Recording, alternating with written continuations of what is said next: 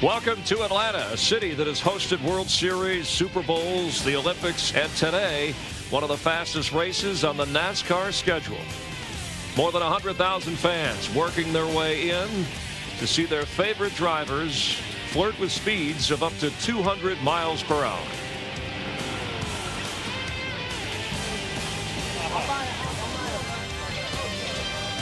No rain, no game. We certainly hope not. This could finally be the weekend where the threat of rain is not a concern for the teams. It's more threatening that they might lose, where the focus of speed is not on the speed of the storm, but on the speed of the car. And the only lightning they hope to hear, and only thunder they hope to hear, is from the engines of the car on a track that is lightning fast.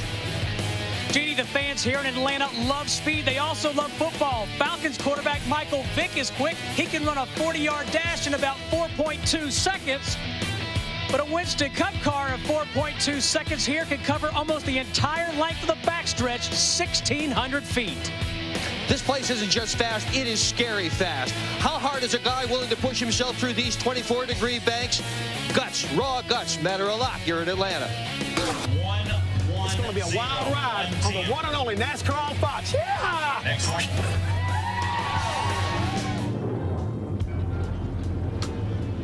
Georgia. Georgia,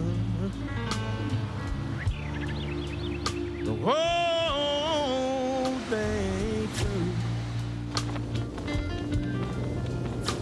Just an old sweet song keeps Georgia on my mind, Lord, on my mind, on my mind. Just an old sweet song, just an old sweet, just an old sweet, just an old sweet song. Keeps you on my mind, on my mind, on my mind. Loud! Just an old sweet song. Keeps Georgia on my mind.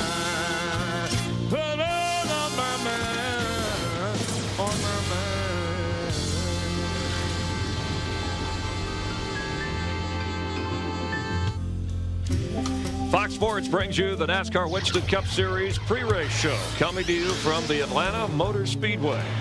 Our corporate headquarters, the Hollywood Hotel. We arrived on the midnight train to Georgia. We unloaded near Victory Lane, where we bring you closer to the races. We go to where the races are, and nice to have you with us at the Hollywood Hotel. Trackside. Hi, I'm Chris Myers, and for all of us at Fox Sports, glad to have you with us for this fast ride on the pre-race show. Today, the fourth race of the 36-race season, and we might just see our fourth different winner this year. Last year, Tony Stewart won at this track at a race that was highlighted by 34 lead changes. Tony and teammate Bobby Labonte, two drivers worth watching today. Labonte, along with Bill Elliott, have won 5 times at Atlanta. As for the last Dodge to win at Atlanta, Richard Petty behind the wheel in 1977. Dodges are on the front row in today's race, and Steve Burns is with pole sitter from the 12 car, Ryan Newman. Well, Chris, Ryan Newman started second in this race a year ago. One better. He starts from the pole. Now, Ryan, in both races here a year ago, you finished 10th. How do you improve on those finishes today? Well, we came and tested. Hopefully, it'll pay off. The car was really good in race trim, obviously good in qualifying trim. So we definitely got a great race car, a great team. We'll see if things go good for the Auto Dodge. Confidence good, Ryan? We'll see what happens. I mean, 500 miles is a long time, and a lot of things can happen. So just got to be in the right place at the right time. But yeah, we're confident. All right, best of luck, Ryan. Let's go back to the hotel. All right, thanks, Steve. Joined here at the Hollywood Hotel, Darrell Waltrip, Jeff Hammond. Nice to see you guys. It's good to be in hot Atlanta. All right, things happen so fast around here. In fact, the cars go so fast on the track, you need LASIK surgery to keep an eye on the winner. And with great speed comes great responsibility here. You really do. You've got to have a lot of responsibility, a lot of focus. Things happen so fast here, folks. The rate of gain here, imagine this. We're at Daytona, but we're not at Daytona. We're at Atlanta, but we're traveling the same speeds we do at a super speedway like Daytona. Everything here happens like lightning, man. It just strikes and it's all over. For a driver, what does it feel like? What are the differences? Well, here's the thing. A lot of tracks have restrictions. You know, maybe it's plates at Daytona and Talladega. Maybe it's Darlington and the stripe and the wall. There are no restrictions here. This is flat out pure speed. And you talked about the midnight train to Georgia. Yeah. You ever ridden on the Channel? That goes fast, right? Well, baby, the Channel is what we're on today. Well, Tony Stewart called this track the track with the most personality. What does he mean by that? Right now, what he's talking about, the fast and the furious, because right now you can see these guys are down on the bottom, they're up high, they're in the middle. This racetrack allows you to race anywhere. You can make your car work. You can go there. It's all you got to do is pick your place and go for it. A mistake anytime, it could cost you, Darrell, but when you're going at a greater speed, obviously a lot more at stake. So would a rookie or a guy with less experience, would he be a little more nervous here, if that's the right word? I don't think so, Chris. Here's what happened. A few years ago, you know, they reversed the start-finish line. The front used to be over there, and the back, so they turned it around. I think that affected a lot of veteran drivers. I don't think they've adjusted to this new shape of the track. It's D-shape now, start-finish line over here. When I came here, and they moved the start-finish line over here, they changed everything about this joint except the zip code. So it's been easier for the young guys to get a hold of this track and understand it and drive it than I think some of the older guys like Bill Elliott and others who have had a lot of success here. And Ryan Newman, one of those young guys on the pole, also Kurt Busch, who's just 24 years old. And last week, it was Kurt who went into that race as the points leader. He was last seen leaving Las Vegas in 6th place with more than his feelings hurt. He wasn't the only guy that got bumped around in Las Vegas. Previous week winner Dale Jarrett from Rockingham, he got knocked out of the race, and he's in the wreck here. He's like, I'm a celebrity driver, get me out of here. But the big wreck, 7 cars involved, including Kurt Busch and Jeff Gordon. This happened on lap 176. Matt Kenseth wound up winning the race, but Michael Waltrip afterwards looked like he was the winner. Where's Michael going? I think he's just happy to run good somewhere besides Daytona. I know he is. I know he is. That's cool. As far as Michael's concerned, he won this race. Okay, so a look at NASCAR's top 10. This is why Michael was celebrating. He's been driving for 18 years, had never been in the points lead before other than following the week of the Daytona 500. Now, Jimmy Johnson would have been the points leader in Las Vegas had he finished in the top 10. He was battling for 8th place when he was bumped by Sterling Marlin. Well, we got a battle coming back here. Jimmy Johnson sideways. Him and got together. How did that car miss it? He's never lifted out the throttle yet, Jimmy had. I mean, that was a battle for 8th position. Jimmy Johnson. And he's sitting there watching all these points go down the drain. Look at Jimmy Johnson. He's done. He's looking for that 40 car. Here he is down here, buddy. He's hot. Jimmy, calm down a little bit, buddy. NASCAR's got an eye on you here. Calm down, buddy. Nice work from the crew chief there, doing what you have to do. I'm telling you right now, that was getting ready to be ugly right there. I'm telling you. Now, Sterling said, of course, it was not intentional. Jimmy's calmed down. But Darrell, Sterling's been involved in a few of these. Should there be some kind of penalty? Well, listen, the thing I hate to wear is all one of them racing deals. Race deal. Yeah, I don't like that. Look, you look at the 1 car. Bobbles, driver loses control, slams into the guy beside him. The 4 car. Bobble loses control, slams into the guy beside him. The reason people may question what happened with Sterling and Jimmy, that's a pretty smooth little run he made up on the side of Jimmy's there. So what do you think? What are you shaking your head? I'm shaking my head right here. What lap was it? There's the last lap. But that doesn't what mean you supposed to do, driver? You don't take the gloves off. Can that carry over into today's race if Jimmy has a chance to bump Sterling? You know, drivers, he was hot at the time. You saw that. He's burning into the pits looking for the guy. And if he found him in, he may have done something about it. But it's a week later, and you could listen to Jimmy Johnson right now. He said, well, I guess maybe, you know, we were just racing. It was for 8th place, and Sterling didn't mean to do that. He's not that kind of guy. They always seem to forget. All right, there's some of the drivers. Unlike Jimmy Spencer, who never forgets. Being introduced, and there is Jimmy Johnson, a short memory. Kurt Busch, who won in Atlanta last October, he starts 9th today, and he is standing by right now with Matt Yoakum. Matt? And the most recent Atlanta winner, Kurt Busch, won the Winston Cup race here last fall, and then last night dominated and won a big remote control car event, especially after last week. Atlanta couldn't come at a better time. How do you rate your chances for the big three-peat? We'll see how it shakes up. I mean, we've got a good car, and the balance has changed on it, and we've worked on it the best that we could. And, you know, just to break away last night, we had a great time up at the Bowlink headquarters. They had a racetrack, and we were racing. I mean, the last time I ventured off and did something like that, I was running 4.2s over at the Bristol Little racetrack, and we won the next day. So we'll see how things shape up for today. He's trying for back-to-back wins. The last guy here at Atlanta to do that, Jeff Gordon. Tinnick Bergeron. Bill Elliott has won 5 poles here at Atlanta. He's won the race 5 times. He has led more laps than any other driver in today's event, won more top 5s than any other driver in today's event, and he lives right down the road in Dawsonville. Have you got a home track advantage here? I don't think so. I think that was in the past racing configuration, but I've been pretty fortunate here. I've had a good career here, but you know, this is another day. A lot of things, you know, these kids have come along and make you live hard, make you work hard for your money all day long. Well, the fans in the grandstand sure love this guy. They will erupt when he is introduced. To Chris. Momentum. All right, thank you very much. And the hometown favorites, of course, we're chatting in between. We were listening. Now, Kurt Busch didn't do well on his trip back to Las Vegas. Bill Elliott, he hasn't done all that well as he's come back to Georgia, at least recently. No, you know, he hadn't had a top 10 here in 13 races. And this used to be a track that when it was Bill Elliott's racetrack. So he struggled here. He was on the pole last year. He's on the outside pole this year. Bill needs a good run. He really does. Now, Kurt Busch, Darrell, back in I think it was '79, you were sailing along. You had a wreck. This was early in his career, but you wonder if the wreck he was involved in at his hometown track might affect him the rest of the way. Well, I think that's the thing we got to watch for with this kid right here. You know, kids get on a high and they have a great time and everything's cool. Now in the back of his mind he says, man, I wrecked last week. It may have broken that string of successes he's had, and it could affect him. And I'm interested to see if it does or not. And you were down in the garage earlier today, and I think they're pretty confident, Kurt Busch and his crew. They're very confident. I don't think it's going to affect him at all, Darrell. The way these guys here look at where they're racing their car, he takes one race at a time, and he gets up for it. And this weekend, I don't think it's any different. Last weekend is already gone. He's totally focused on trying to get through Atlanta and reclaim that point lead if he can.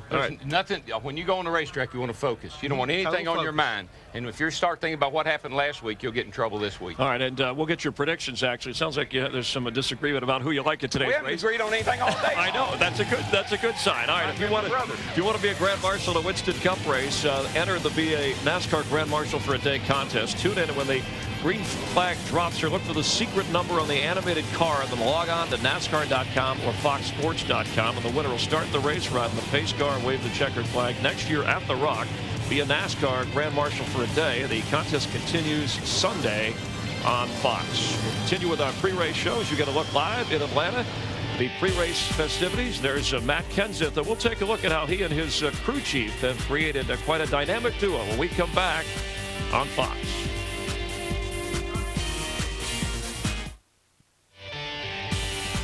Fox welcomes you back live in Atlanta as we count you down to the Bass Pro Shops MBNA 500. And in the last 6 races here, they've had 6 different winners. There's our points leader, Michael Waltrip, who's also a dad. That's my niece, Macy, there. Right, 4-year-old? 4 or 5. I think she's 4 or 5. One of his 2 children. And we already showed you how Waltrip, Michael celebrated his 3rd place finish in Vegas, which catapulted him to the top.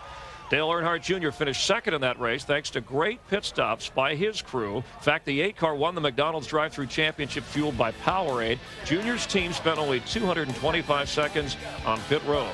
And the team won $20,000 for last week's victory, and they're competing for the $200,000 season-long prize. As you can look at the standings overall, we'll update this every week on our pre-race show, and Michael leading the pack, Robbie Gordon in 2nd place, and Casey Mears, the rookie, in the hunt as well. Pit crew is as valuable as cornermen in championship fights, and when Matt Kenseth won last week, the first people he thanked were his award-winning pit crew members, and although some of those crew members have changed, crew chief Robbie Reiser has kept Kenseth on the winning track.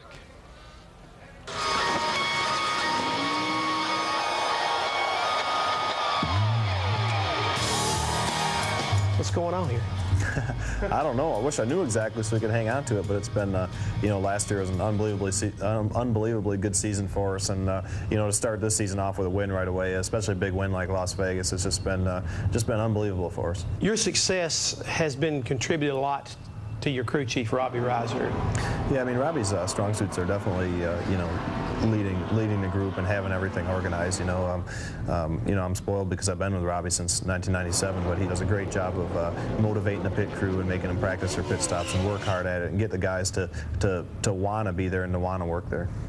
Today, a lot of people here in the garage area look at Robbie Reiser and say, if you're going to win a race, he's one of the guys you've got to beat. And his pit crew has probably raised the standard on pit road. How does that make you feel? Well, it makes me feel good for all the guys that are part of our team. Those are the people that do it every day, and they're the ones that step up and make the competition level where it is. So it's all about them. It really has nothing to do with me, but I'm real proud of what they've accomplished. For the lead, Matt Kenseth. This is what you call a Sunday afternoon drive for that 17 car. Before he was a winning crew chief, Reiser was a pretty good driver himself. In fact, he used to race against Kenseth on the short tracks in Wisconsin. Raced against each other quite a bit, probably 4 or 5 years. Oh yeah, I mean, when Robbie and I used to race against each other, we weren't really, best of friends, but we were racing against each other, And Robbie's, it's a lot easier being on Robbie's side than being against him for sure. Do you miss driving now? Well, I missed driving when we got a 9-second lead. You know, I don't even look at it that way. I love stock car racing. It don't matter if I'm driving them or working on them or whatever I'm doing. I just love doing it, and I got a passion for it. So I don't really miss any of it because I'm doing it. I'm actually doing it the same way. It's just I'm part of the team. It's just not turning the steering wheel. He takes it seriously, just like he takes winning seriously right now. When he raced and he drove, he took winning seriously too, and that's what he was out there for, was to win that race. And he wasn't out there to make friends. He showed up to win. He's the same way today. And the two making Wisconsin proud. They were working together in the Busch Series, continue the success. Most crew chiefs, do they come, the good ones, former drivers? Is that... all the good ones are former drivers. He was never a driver, was he? Really? Well, now, wait a minute. Let me ask you there are a few exceptions. Larry McReynolds is a good crew chief. Yes. And I know he's not a good driver. Now, come on now. So if you're not a former driver, where else is a crew chief as we get a look at Robbie and Matt discussing? I still say right now, Chris, when you make a good crew chief, you just got to have the understanding of that driver. You've got to be willing to get inside his heart and his soul and understand where he's coming from. That chemistry is so important. It used to be you had to be a good mechanic. Mm-hmm. Now you've got to be a good people person. Okay. You got to get inside them heads. Psychology. You got to be a button pusher. You got to know what button to push. And how about today, Daryl, with a driver in the speeds as fast as with a crew chief? Do you lean on him to kind of tell you to back off a little? Listen, this thing is 500 miles long. This is a 500-mile race at really, really high speeds. You can run your car to death. You can kill your car. You can kill that right front tire. So what you've got to do is you've got to hold back a little bit. Right. You can't run this race lap after lap after lap, hammering like you do a lot of places. And he's got to tell you that. That's right. You got to pace yourself a little bit, but you've also got to worry about having that spotter stay on top of things, because the rate of gain here, when you close up on some slow traffic, sometimes it can get you in so much trouble. And giving that driver an opportunity to stay out of that is very important, because all of a sudden he runs up behind somebody, it's going to make him mad. Hey, help me out, help me out. Yesterday, Robbie Reiser obviously had him and Matt Kenseth. They had a little bit of a scare, and this is some terrific work. This is in the happy hour. Kenseth, and he does a nice job of saving this. Chris, this is how easily you can get in trouble here. Look at Michael right here. There was nothing wrong with his car. He had no flat tire or anything. He was just coming out of the fourth turn, really carrying a lot of speed, and the thing just got out from under him. That can happen to you so easily here because you're going so dadgum fast. All right, Kenseth will start 24th. His best finish in Atlanta so far was 4th, and that was last year. All right, another winning combo is the Greg Zipadelli-Tony Stewart tandem. Stewart has 3 straight top 10 finishes here in Atlanta, and he, of course, won the race last year. His sponsor, Home Depot, headquartered here in the Atlanta area. And with this win in the 20 car, it propelled Stewart to the points championship, and he'll start from row 4 today. And for more on the driver nicknamed Smoke, let's check in with Matt Yoakum. Matt? Chris, what a win a year ago. Tony Stewart's first ever 500-mile win in anything. Coming back to try to jumpstart your second title dream here. You couldn't pick a better place. Your crew told me you parked the car early in happy hour. Is that an indicator of how stout that race car is? I was pretty happy with it yesterday, but today's a new day, and to be honest, the conditions are very different today. You know, we didn't know for sure what to anticipate today, but the car felt so adjustable yesterday that I think even with the sun coming out that, you know, we may not be, if we're not perfect on the first run, we're going to get over there pretty quick, I think. Now, I understand you've got a huge guest here. You're a big music fan. It's not Kid Rock. It's not Third Eye Blind. It's who? Well, actually, we got Kenny Rogers with us today. He's really good friends with the Nardelli family. Bob Nardelli is the CEO of Home Depot, and we had a little barbecue at his house yesterday, and Kenny came over with his wife and played some music and everything. So got a neat set of people with us today, you know, including the Home Depot CEO, and just a lot of our corporate sponsors are from down here with Coca-Cola and Home Depot here. We got a lot of neat people hanging out with us today. It's not his home track, but it's close enough to be his home track. Let's now go to Steve Burns. Steve? Thanks, Matt. 5 of Bobby Labonte's 19 Winston Cup victories have come on this track. You finished 4th at Vegas. That's a pretty good stat, wasn't it? You finished 4th at Vegas. You start 4th today. Do you guys come in here with momentum, Bobby? Yeah, I mean, I think all the guys have, I know they brought a good race car here. If we can just hang around all day and be there at the end, I think we'll be competitive, and we'll see where it goes. Weather's changed a little bit from yesterday, but like the chances of Interstate Battery Chevrolet. The guys have done a great job all year. We did have a top 5 last weekend at Las Vegas, so it's really good for us. Best of luck, Bobby. Let's go to Dick Bergeron. Jimmy Johnson finished 3rd in last year's running of this event. He's just about to climb into his weapon. How was this car? Race car's great. We had a great qualifying effort, got us good pit stall, good starting position. We're really excited about today's race in Los Monte Carlo. This track was really good to me in the spring, and then in the fall last year we had some problems. So I think we've got everything situated. We know what hurt us in the fall. We're ready for today's race. And he's got the same car he finished 3rd in the spring. To Jeannie. Well, Joe Nemechek may be starting 13th, but there is nothing unlucky about it. In fact, he may be behind one of the most fortunate cars here on this track. Turns out, Winston Cup drivers behind the wheel of the number 25 car have claimed 4 of the last top 5s here in the 5 races on this track. So I guess as it turns out, it's just as important to have the right number on the side of your car as you post throughout the race, especially in Atlanta. Thanks, Jeannie. And how about that? I mean, if you got the good car, is this the track where the driver maybe not as critical? Well, no, I don't know about that, but here's one thing I do know. It doesn't matter where you start. I mean, Bobby Labonte's a good proof He won of that. from 39th, But what you've got to have, Chris, this is a track where you got to be comfortable, and that thing has got to handle good for you all day, and you got to be sure that you keep the tires on it. Because when the tires go off here, you can get lapped just like that. If you're at the back of the field on the start of this race, you're off a little bit, you're going to go a lap down. You run it up front, you wear the tires out, you're going to go a lap down. Hard to make up a lap at this joint. Yeah, what he's trying to say right there, again, is also you got to think about the driver's physical ability here. This place will wear you out just physically running around because you're carrying so much momentum through these corners, and you've got to be up on the wheel the whole time. So, again, going back to trying to pace yourself, getting that comfort mode, and you don't want to hear that crew chief come on the radio and say, leader's only 2 seconds behind you, because then you know you're in big trouble. Yeah, well, you don't want him coming on that radio and saying, boy, you ain't laying down on me. Right. But I did hear Tony Stewart say that he had to make a front end, a caster adjustment to make his car steer a little easier for him because of that physical strain that he's going to be under all day long. When you look in there and you see a driver like this, he's leaning. He's just all in there like that. He's not moving. You say, well, he's not doing anything, folks. Trust me. He's locked up from his jaws to his toes. And also, you pointed out 500 miles. And again, how hot is it getting a car when a guy's out there? Today, it's a sunny day, and they haven't had that all weekend. Exactly. That It's a sunny day. I'm going to say 130, 40 degrees today on a nice, comfortable Sunday afternoon drive with the heater on. Now we have all the information. Kenny Rogers was at the drivers' meeting, too, yes, as they he was. pointed He was out. looking good, too. Yeah, so the let's time to ask our panel of experts their expert opinion about today's race. So we start at the back of the field. That's the way we do it on this show. So let's bring in Larry McReynolds to let him go first, Larry, and then we'll let the guys go here. Who do you like in today's race? He's a genius. I am in 3rd place, but it's been 24 years since here in the spring race at Atlanta, since a driver won the pole and the race. But, guys, that's coming to an end today. I've watched him all weekend. I'm going with Ryan Newman, who starts from the pole.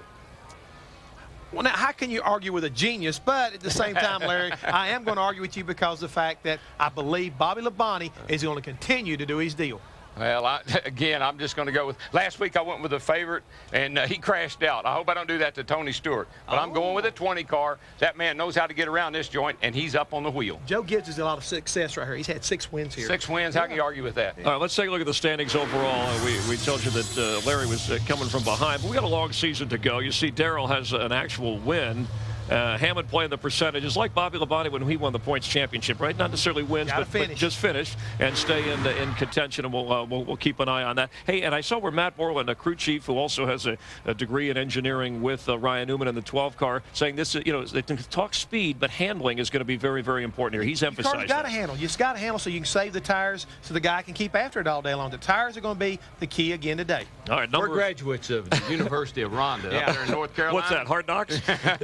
All right, before we send you off to the race to wrap up our pre-race show, some news coming out this weekend regarding one of NASCAR's biggest and brashest personalities. As you get a look in his car, Kevin Harvick, who won his first Winston Cup race here in Atlanta 2 years ago, signing a 3-year contract extension, keeping him in the 29 car through 2006 with Richard Childress Racing. Kevin's looking for his first win this year. He's in the top 10 in points, and that's something for Happy Harvick to sing about, and he did for all of us. The race we're counting down to, but Happy, why don't you take us out, all right?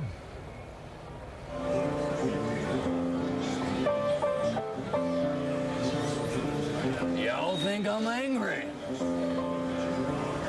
It just ain't so. We're here to race. So let's go, go, go. NASCAR on Fox. Yeah!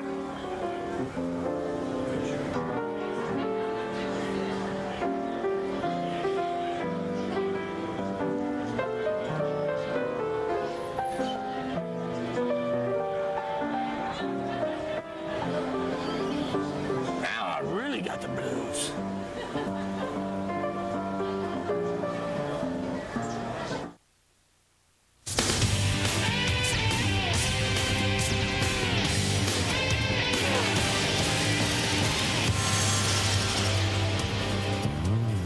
NASCAR on Fox welcomes you to Atlanta Motor Speedway.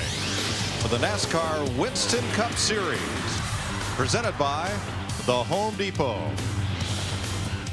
Ground was broken for Atlanta Motor Speedway concurrent with Daytona, and this track opened in 1960.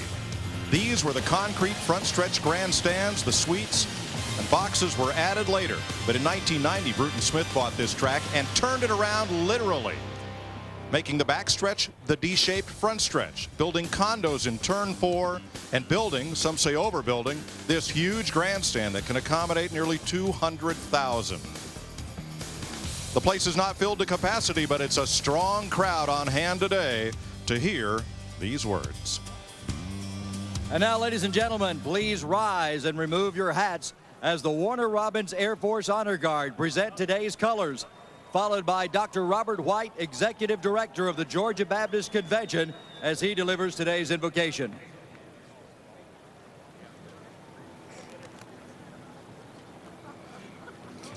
Our Father, we thank you for this beautiful day and for this magnificent world that you've given to us, for the beauty of the wildlife and natural resources, and those who protect them and nurture them. We pray today for the safety of our drivers and for every pit crew and for every spectator. And most especially today, we pray for the safety of our American troops across the world. We pray that you would guide them as they defend freedom. We thank you for our President, George W. Bush. We pray that you would give him unique wisdom, give him guidance for all that he does. And Father, we thank you for this great nation. We pray that you would bless the United States of America. In Jesus' name we pray, amen. Please remain standing as Grammy Award-winning country singer from East Texas, Linda Davis, performs today's national anthem. Oh, say, can you see by the dawn's early light what so proudly we hailed at the twilight's last gleaming, whose broad stripes and bright stars through the perilous fight o'er the ramparts we watched were so gallantly streaming, and the rocket's red glare, the bombs bursting in air, gave proof through the night that our flag was still there. Oh, say does that star-spangled banner yet wave o'er the land of the free and the home of the brave?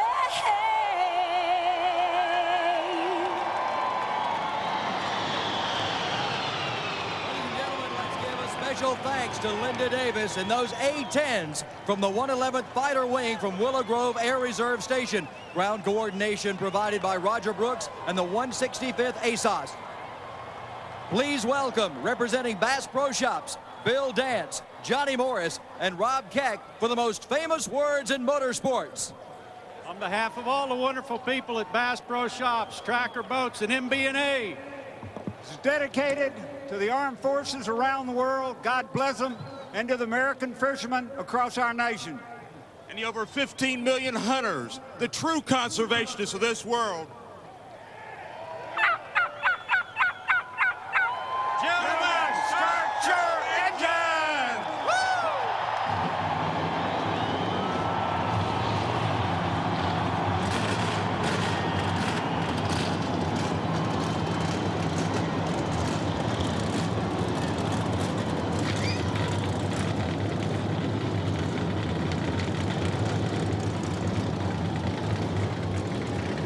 Well, now you know how turkeys say boogity, boogity, boogity. In their own little way. Hi, everybody, and welcome to Atlanta Motor Speedway. To fill your need for speed, this is the place. Mike Joy with Larry McReynolds. Darrell Waltrip will join us shortly. Well, we've been to Las Vegas, the first of the high-speed, mile-and-a-half downforce tracks, and here, Larry, we ratcheted up a notch in terms of speed. But how different is this place from last week's Las Vegas? Well, I mean, we go to a lot of unique, different racetracks, but this racetrack, it contains all of the elements. I mean, it takes about 30 seconds to get around this racetrack, but almost 2/3 of that time is spent in the corners. But you're entering the corners at almost 200 miles an hour, so a little bit of Daytona elements, a lot of horsepower, a little bit of luck, and making those right adjustments as this race goes on. They practiced in cloudy, very humid conditions. Today it is sunny. Will that throw a monkey wrench at the works? There is no question. I mean, you heard Tony Stewart in the pre-race talk about how much different. You have to practice yesterday, but you have to build adjustments into that race car, and you'll be seeing even cars that are leading the race, those crew chiefs, making adjustments all day long. A lot of great bands come out of the Atlanta area. Let's let one of them, REM, send us racing here on Fox today.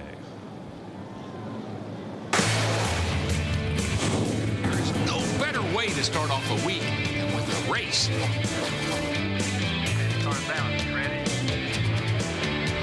Hello, I saw you, I know you, I knew you. I think I can remember your name. Hello, I'm sorry I lost myself. I think I thought you were someone else. Should we talk about the weather? Matt Kenseth hits the jackpot in Las Vegas and scores his 7th career Winston Cup victory.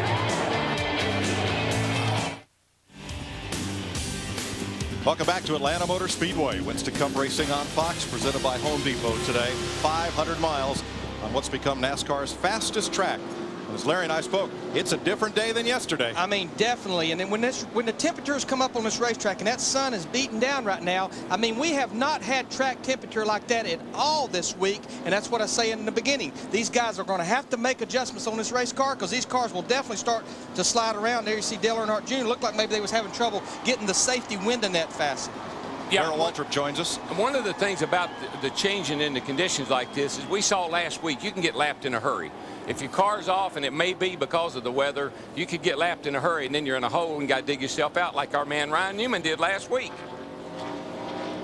Well, Budweiser, official beer of NASCAR, proud sponsor of the Bud Pole Award, given to the fastest qualifier at each Winston Cup race. It's Ryan Newman's 8th career pole, and that'll put him in the Bud Shootout of 2004. He'll join Bobby Labonte, Dave Blaney, and Jeff Green. Since 1979, Anheuser-Busch has awarded more than $8 million as title sponsor of NASCAR's Pole Award program.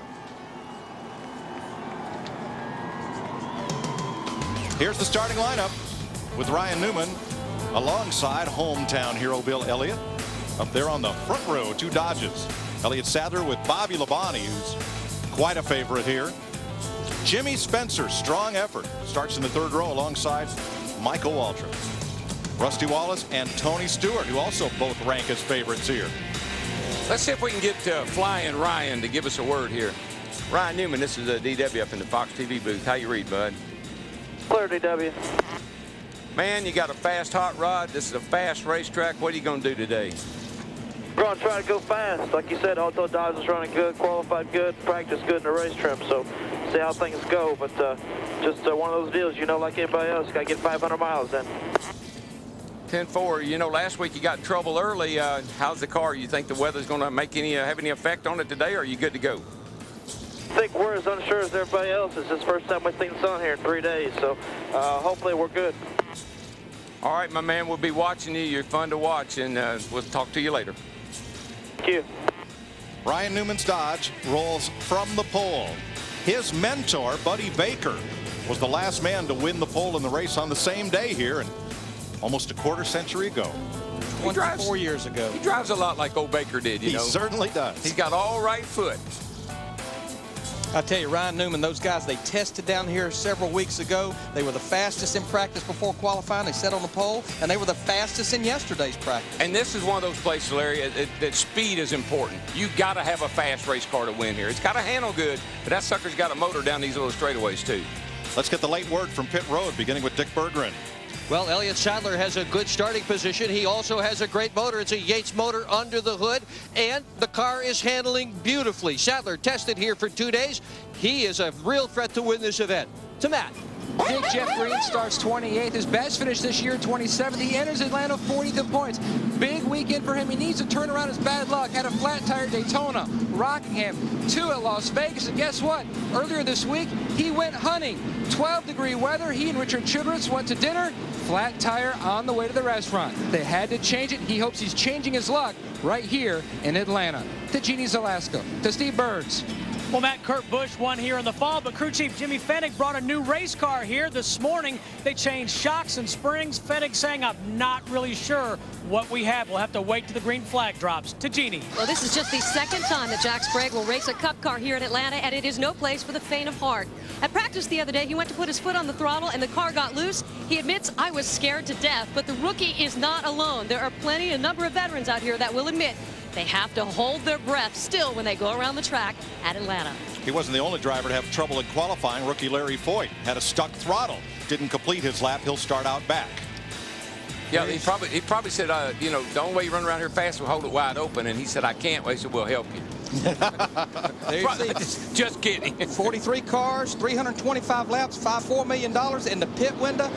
58 to 62 laps, and pretty much it will be 4 tires if you go that distance. We may see some 2-tire stops late in the race to get to the end, but the thing about it, this place is known for long green runs. You don't want to get stuck with 2 tires and having to make that 58-lap run. The big unknown today, like it's been every week of this season, is the weather. But not later today, the weather at the start of the race. It's bright and sunny. Practice and qualifying, cool and overcast. Nobody knows what to expect. Pace car heads off toward pit road. Driver, buddy, it's all yours. CW, like I tell you, reach up there and pull them belts tight one last time. We're ready to go here. It's going to be fun. Here they come. Here they come. Boogity, boogity, boogity, boys. Let's go racing. Tony Stewart, a 20 car, the orange car, he jumped to the high side there in a hurry. He did that because Bobby Labonte did not come up through the gears very quickly. Stewart thought he might be able to take advantage, but no. They square off just like they started, 2 by 2. But he got a good run on that high side off turn 2 down the backstretch. And just remember, you know, you look back here and you say, man, they're racing awful hard, and it's only the first lap. You cannot lose contact with the front cars. You got to keep everything, you got to keep them in sight. Daryl, I know those cars behind Ryan Newman are side by side, but did you see how he accelerated off that corner right around the bottom off turn 4? You know what, he is ready. He is ready to go. Fire in his eyes. Bill Elliott in second place, leading the pack. Newman has started 3 races at Atlanta. Surprise, he has led them all. Hey, let's watch that car in 3rd place right there. The 7 car, Jimmy Spencer, started in 5th. He likes this racetrack. There you see the Fox tracks. He's a 2.5 seconds behind Jimmy Spencer. Tony Stewart goes to the inside of Elliott Sadler. That's a battle for 5th. The thing about Spencer is he was fast in practice. He qualified well, so he's got his car under him this weekend. And this is a Jimmy Spencer type of a racetrack. Just manhandle that race car, drive that thing till your heart stops getting down in the corner. 6th place, Elliott Sadler side by side with Rusty Wallace. Going off into turn 3, Wallace to the advantage. Yeah, you're right, Larry. This is one of those places where you need anything. No, just give me some more tires and some more fuel. They made a bunch of adjustments on Elliott Sadler's car this morning on the 38 car. They've been fighting and pushing. The thing about this place, if it's pushing, not turning, it's just going to get worse on into a run. Yeah, you just wear the right front tire out. You can't get back in the gas. When you do, you skate the front end, and it'll just wear that right front tire out. And that's a big fear a driver has here, is blowing that right front tire out. Now the first 15 are single file. Here's the first battle. Steve Park underneath Robbie Gordon. Dale Jarrett right in the middle of it. Remember, he and Park got together last week. Inside goes Johnny Benson. I watched Dale Jarrett in practice yesterday, and his car was really, really hooked up right around the bottom, right on the white line.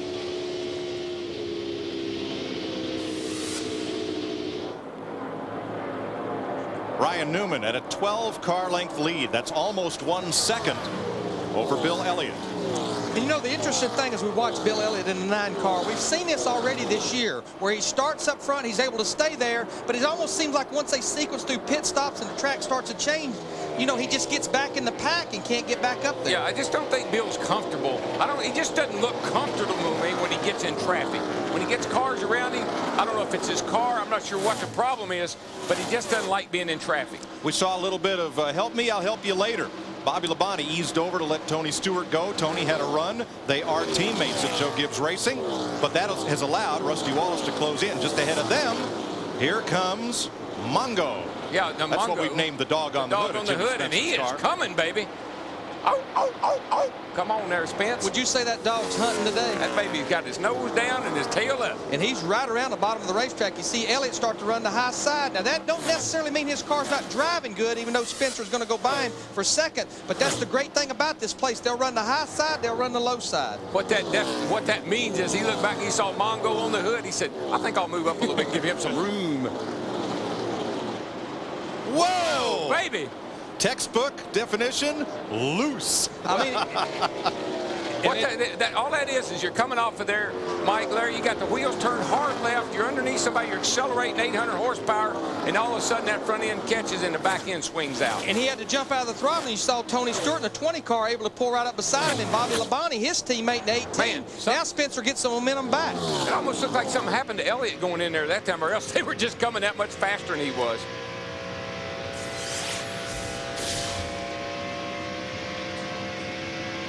Rusty Wallace has now caught that pack, and so has Jimmy Johnson. Yes, he has. You know, we heard in his interview in the pre-race he was happy with his race car, started back in 11th, and he's up there right on the rear bumper of Rusty Wallace. I looked for Rusty Wallace to have a pretty good day today. He's really been concerned about how his car has been fast like it was at Rockingham, but he ended up not winning the race. They've made a lot of changes to compensate for that today. And he's as hungry for a win as that dog on Spencer's hood. Got the gusto of a hungry hound. But right now, that 48 car, he's hungry. As he pulls underneath Rusty Wallace, you see the Fox tracks right there. He's about a little over 3 seconds behind Ryan Newman. Rusty on the high side was able to keep the momentum down the front stretch, though, coming off forward.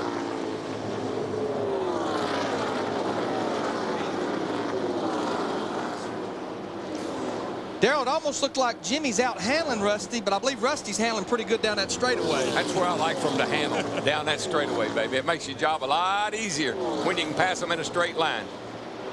Boy, we got a battle right here, though, for second with these 4 cars. Bill Elliott, Jimmy Spencer, Tony Stewart, Bobby Labonte. It's 7 cars, actually. Yeah, Joe Nemechek's caught them now. The red car at the top of the screen. There. And don't be surprised if at some point in time today we don't say that 25 car's got a pretty good chance of winning this race. And this is a good battle right here, but while these guys are doing this battling, Ryan Newman, the leader, he's pulled out to almost a 3-second lead. He's down about Macon right now. I don't know. These other boys at Griffin. Bye-bye. I mean, you see that group right there, you almost see 3 different grooves, 3 different lines they're running through the corner. One on the bottom, one in the middle, and one on the high side. It's good to see Jimmy Spencer running good in that 7 car. I mean, we've talked to him, Darrell. He's got confidence right now in his race car and in what he's doing. And I think maybe he's going to show somebody, I can still drive one of these race cars. Well, I think Jimmy's one of those kind of drivers, you've got to listen to what he's telling you and give him what he wants. He is a driver that knows what it takes to go fast, but you got to give it to him. You can't just argue with him. Darrell, at these speeds, is this kind of racing, is it fun for the driver, or is it nerve-wracking? Not much fun right now. You just want to get, what you'd like to do is get what we call in a rhythm. Get somewhere by yourself and be able to run your own pace. Here's a cat that's moving up like gangbusters, oh buddy. Started dead last back there in the back. He's up to 23rd place. Dale Jr. is on a mission. That car's been screwed up all weekend. I mean, he couldn't even qualify it. And, you know, looking at the score monitor, even back there racing, he's about a 10th quicker than leader Ryan Newman right now. Another fast mover, Rusty Wallace, who's made the move on Tony Stewart. That's for 6th place.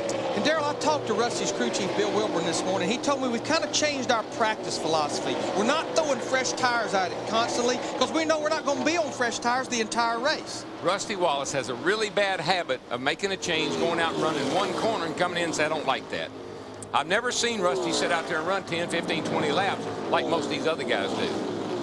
Boy, I tell you, right up in front of Rusty, a car that is on the move is Jimmy Johnson, that 48 car. I mean, he is picking a car off a lap. And that's, you know, that's a big change from last year here when he kept spinning out. I mean, this place, probably the last race here last year, cost him a good shot at winning the championship. Now, one car that was up with that pack battling has now dropped to 9th. That's Elliott Sadler. Dick? Well, Elliott has radioed to his crew and said that the front end just won't stick, but his lap times are looking really good, Mike. Lap after lap, Sadler seems to be cutting laps that are as good as, if not better than Newman's. So he's obviously found a line around the speedway that's allowing him to overcome his problem. Dick, to further add on what Darrell Waltrip was talking about, Chad Knosman, they had a horrible race here last fall, spun out twice, but in the spring they were very good. They've gone back to their philosophy from the first half of last year. Just try to go as fast as you can every lap. Don't think about points. Don't worry about the win. If you're fast, you're going to be there at the end. His car a little bit tight now. Not a major concern, Jimmy says, but it could be later in the race because this track tends to tighten up. Last year they had a shot at winning a championship. I think it affected the way they raced. You can't alter your racing style. You got to do what he's doing today. Hammer it, baby. 16 laps complete. Ryan Newman has led them all from the pole. Okay, it's Dodge, Chevy, Chevy, Dodge, Chevy. And the guy in second, he's proven that long run in practice yesterday. It's happening today.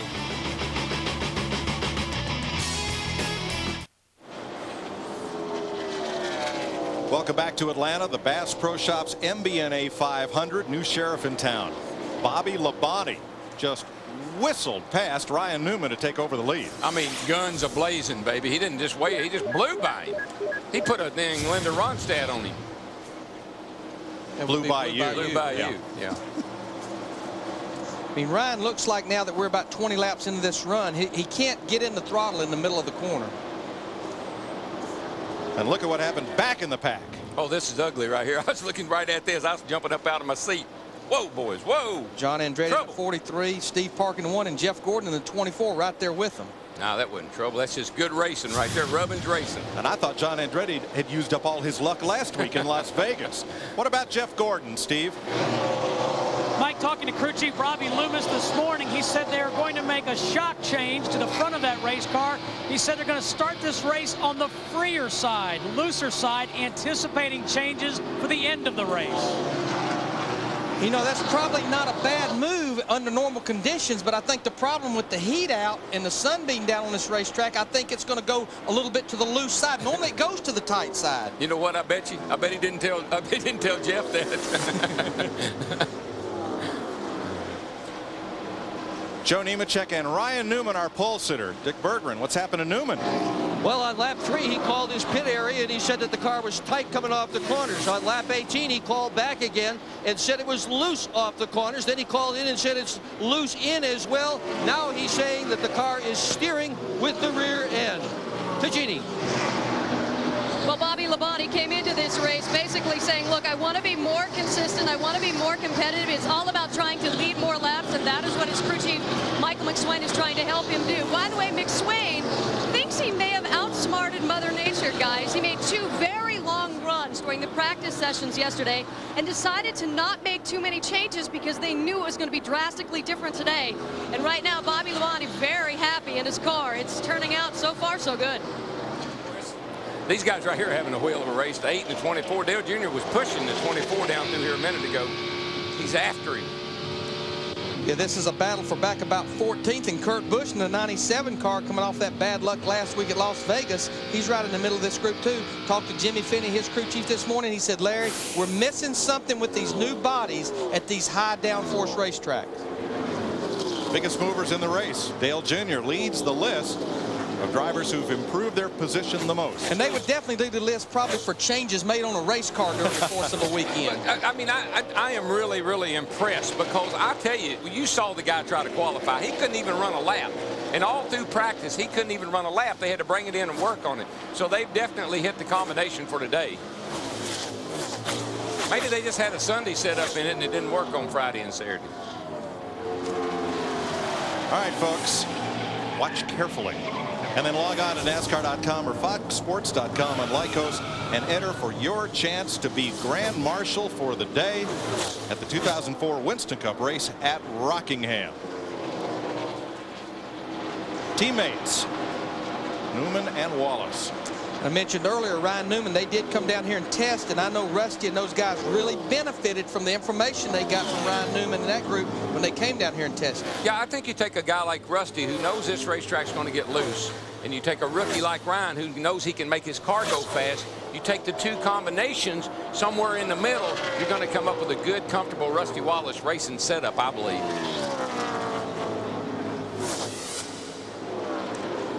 Kurt Busch, Jeff Gordon, 12th place, 11 seconds behind the leader. One of the hardest things to learn, Mike, is that you don't always have to race the stopwatch.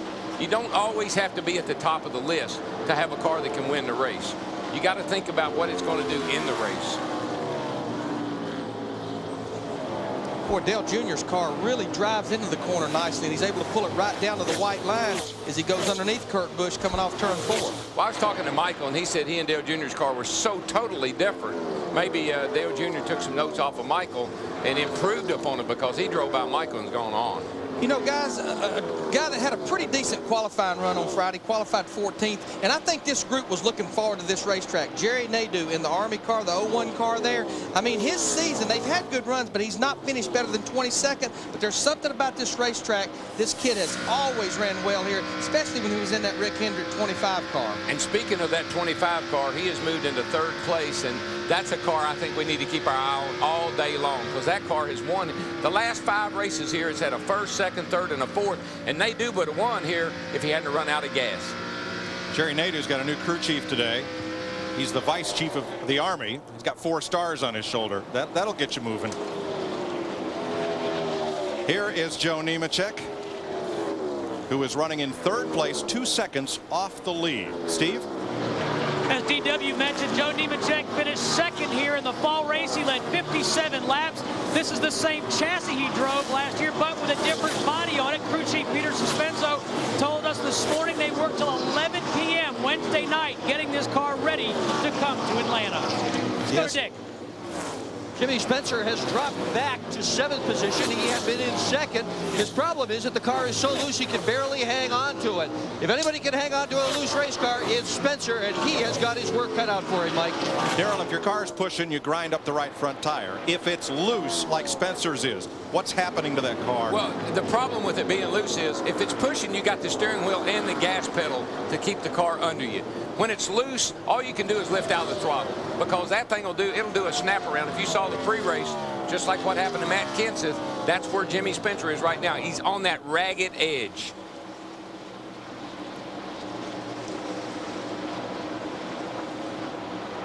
Now there's a report perhaps of smoke from Kurt Busch's number 97 Ford. Steve? And Mike, what we're hearing is a right front tire maybe rubbing a hose when he goes into the corners. There's a little water in the car. His water temperature is 200 degrees. You can definitely see some smoke there.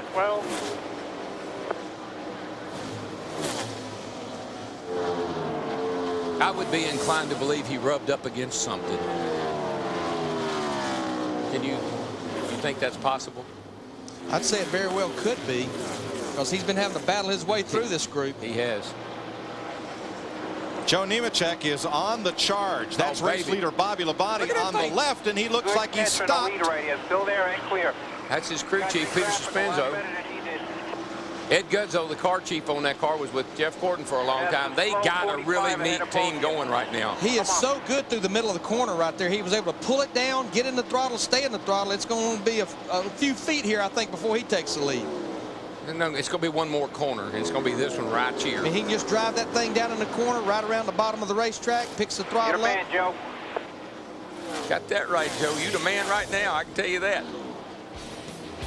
Joe Nemechek has taken the lead in Atlanta. He is the 3rd driver to lead today. NASCAR Winston Cup Racing on Fox is presented by The Home Depot, NASCAR's home improvement warehouse. And brought to you by Dodge.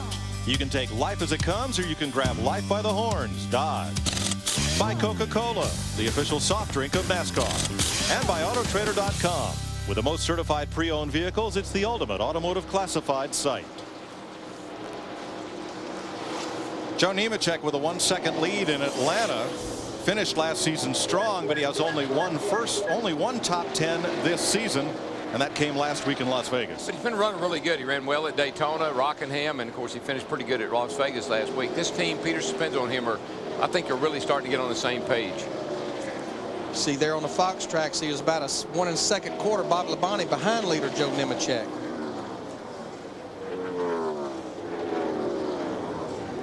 One of the guys right now that's really surprised me is our point leader, Michael Waltrip. Started up there in 6th place, Darrell and Larry. And right now, he's fallen all the way back to 32nd, and he's losing almost a second a lap to the leader. And he's gaining on him really quick, and I don't think his car's working very well.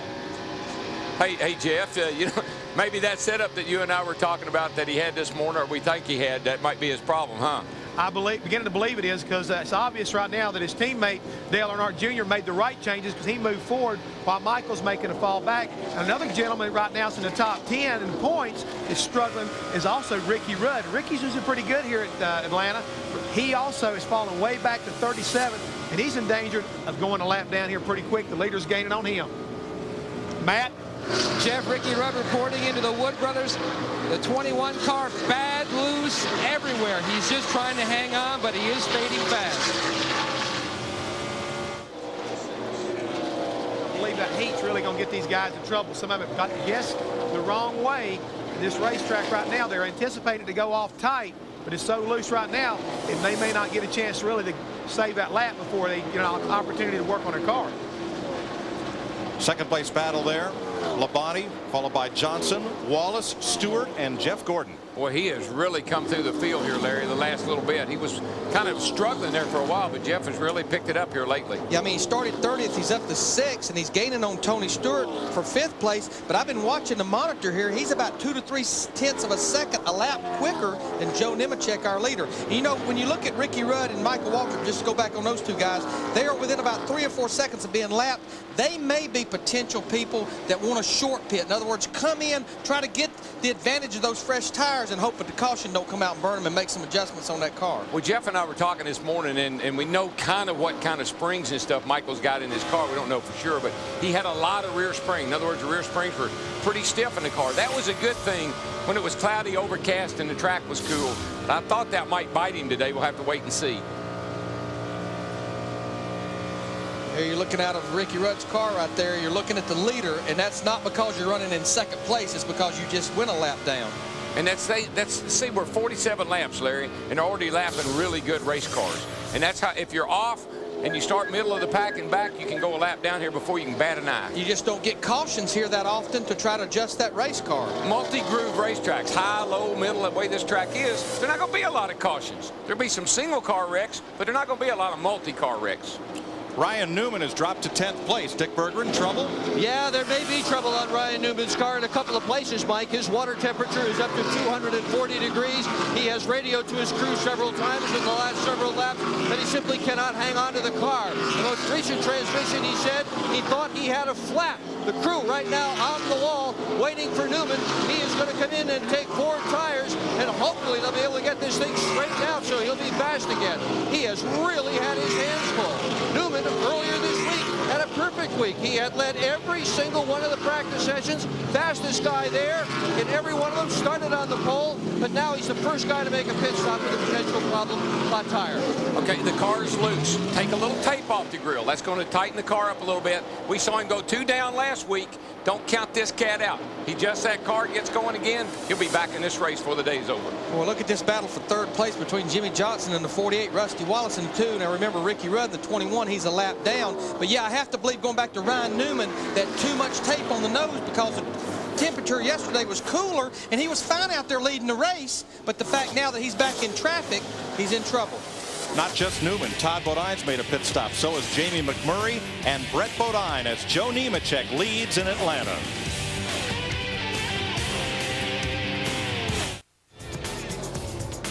Leaders continue to make pit stops here. Steve Burns.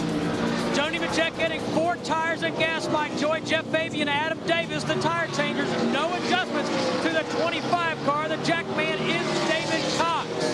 Tire carriers Dwayne Trammell and Kevin Sigafus. Little trouble on the right rear for Nemechek. Slow stop for the leader, the 25. Finally get the left rear tire on, and Nemechek is away 22.3 seconds. Matt Yoakum. Service already going on the left side of Jimmy Johnson's Chevrolet. They've already made a chassis adjustment. His car was tight and getting tighter. He dropped all the way back to 5th before pitting. Jeff Gordon's in. Rusty Wallace, Dale Jr. in. Jeannie?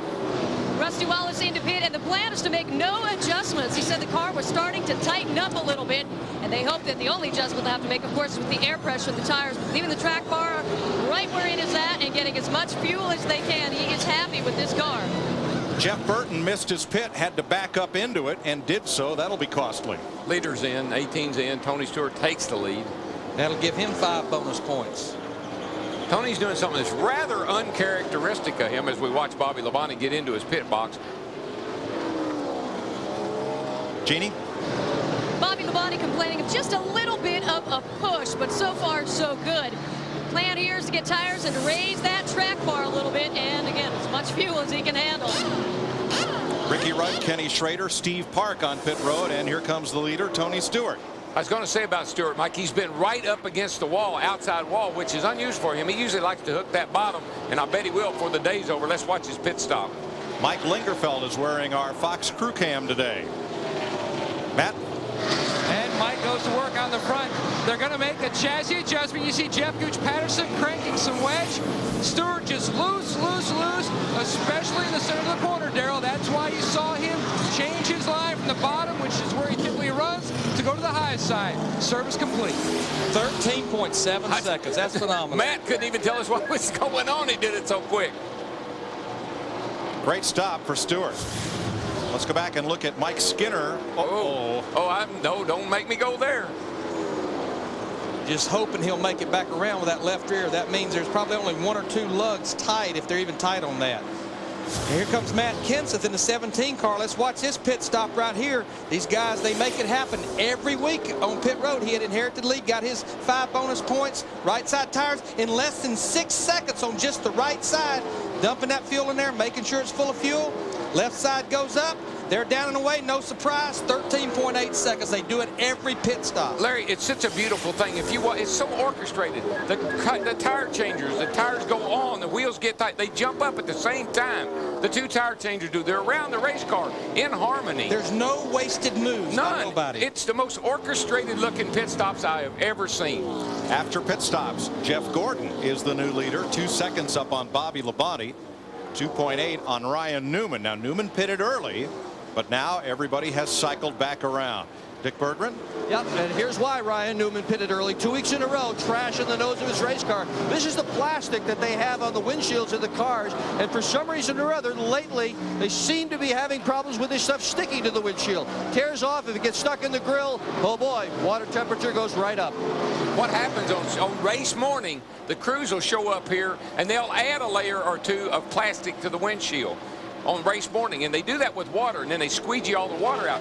Doesn't have time to dry. That first layer sometime will blow off in the race. And just one more time, by pulling it off, they could have, even though they made chassis adjustments, they could have fixed both their problems, the water temperature, and because they had the nose nailed, it could tighten the car up. Remember, he was loose. We mentioned what happened to Jeff Burton. Let's show it to you as he attempted to get into his pit. Now, right here he is. Yep, Burton, right down there at the bottom of your screen. They finish the stop. They drop the jack. He starts to pull away. Whoa, whoa, whoa! It's not. It's got to not have a lug. You got to have lugs loose. Boy, Kevin Harvick in the 29 almost backed right into him. Yeah. And Dave Blaney almost ran over him. Almost a chain reaction there. But tire changer got up on the 99, said I didn't get them all tight, and he had to back up. Steve Burns. Mike Dale Earnhardt Jr. is having intermittent radio problems. The drivers will key a button on the steering wheel. That's how they open their mic to talk to the team. But he must have a loose connection because at times they cannot hear him, and then Dale will jiggle it enough or get the connection better to be able to, they can hear him. But it is a problem that he's had ongoing off and on during this race. To Matt. Steve, Dave Blaney will tell you his biggest heartbreak in Winston Cup racing came right here. Led 70 laps in 2001, had the dominant race car. Then a miscue on pit road ended his chances for his first career win. He started today 27th all the way up to 10th now, and that's where he's been riding. His car was extremely loose in that first run. They were going to make a track bar adjustment, but then the car started to slowly tighten up. Still a tick loose, so they decided to just go with an air pressure adjustment in the right rear. Jeff Hammond. Guys, when I was watching that replay on Jeff Burton's pit stop, somebody miscued totally, because when he backed up, they actually changed the left rear tire on that car. So somebody had a bad pit stop on the right side or a miscue that made him have to back up and fix that problem. Yeah, and I mean, Jeff, it's cost him a ton because he's a lap down now in 33rd position. Let's have a look at the pit stop summary. Joe Nemechek came in as the leader, came out 9th with that 22-second stop. Bobby Labonte held on to 2nd. Jeff Gordon, the big gainer, from 4th to 1st. New to Winston Cup this season, the McDonald's drive-through challenge, powered by Powerade.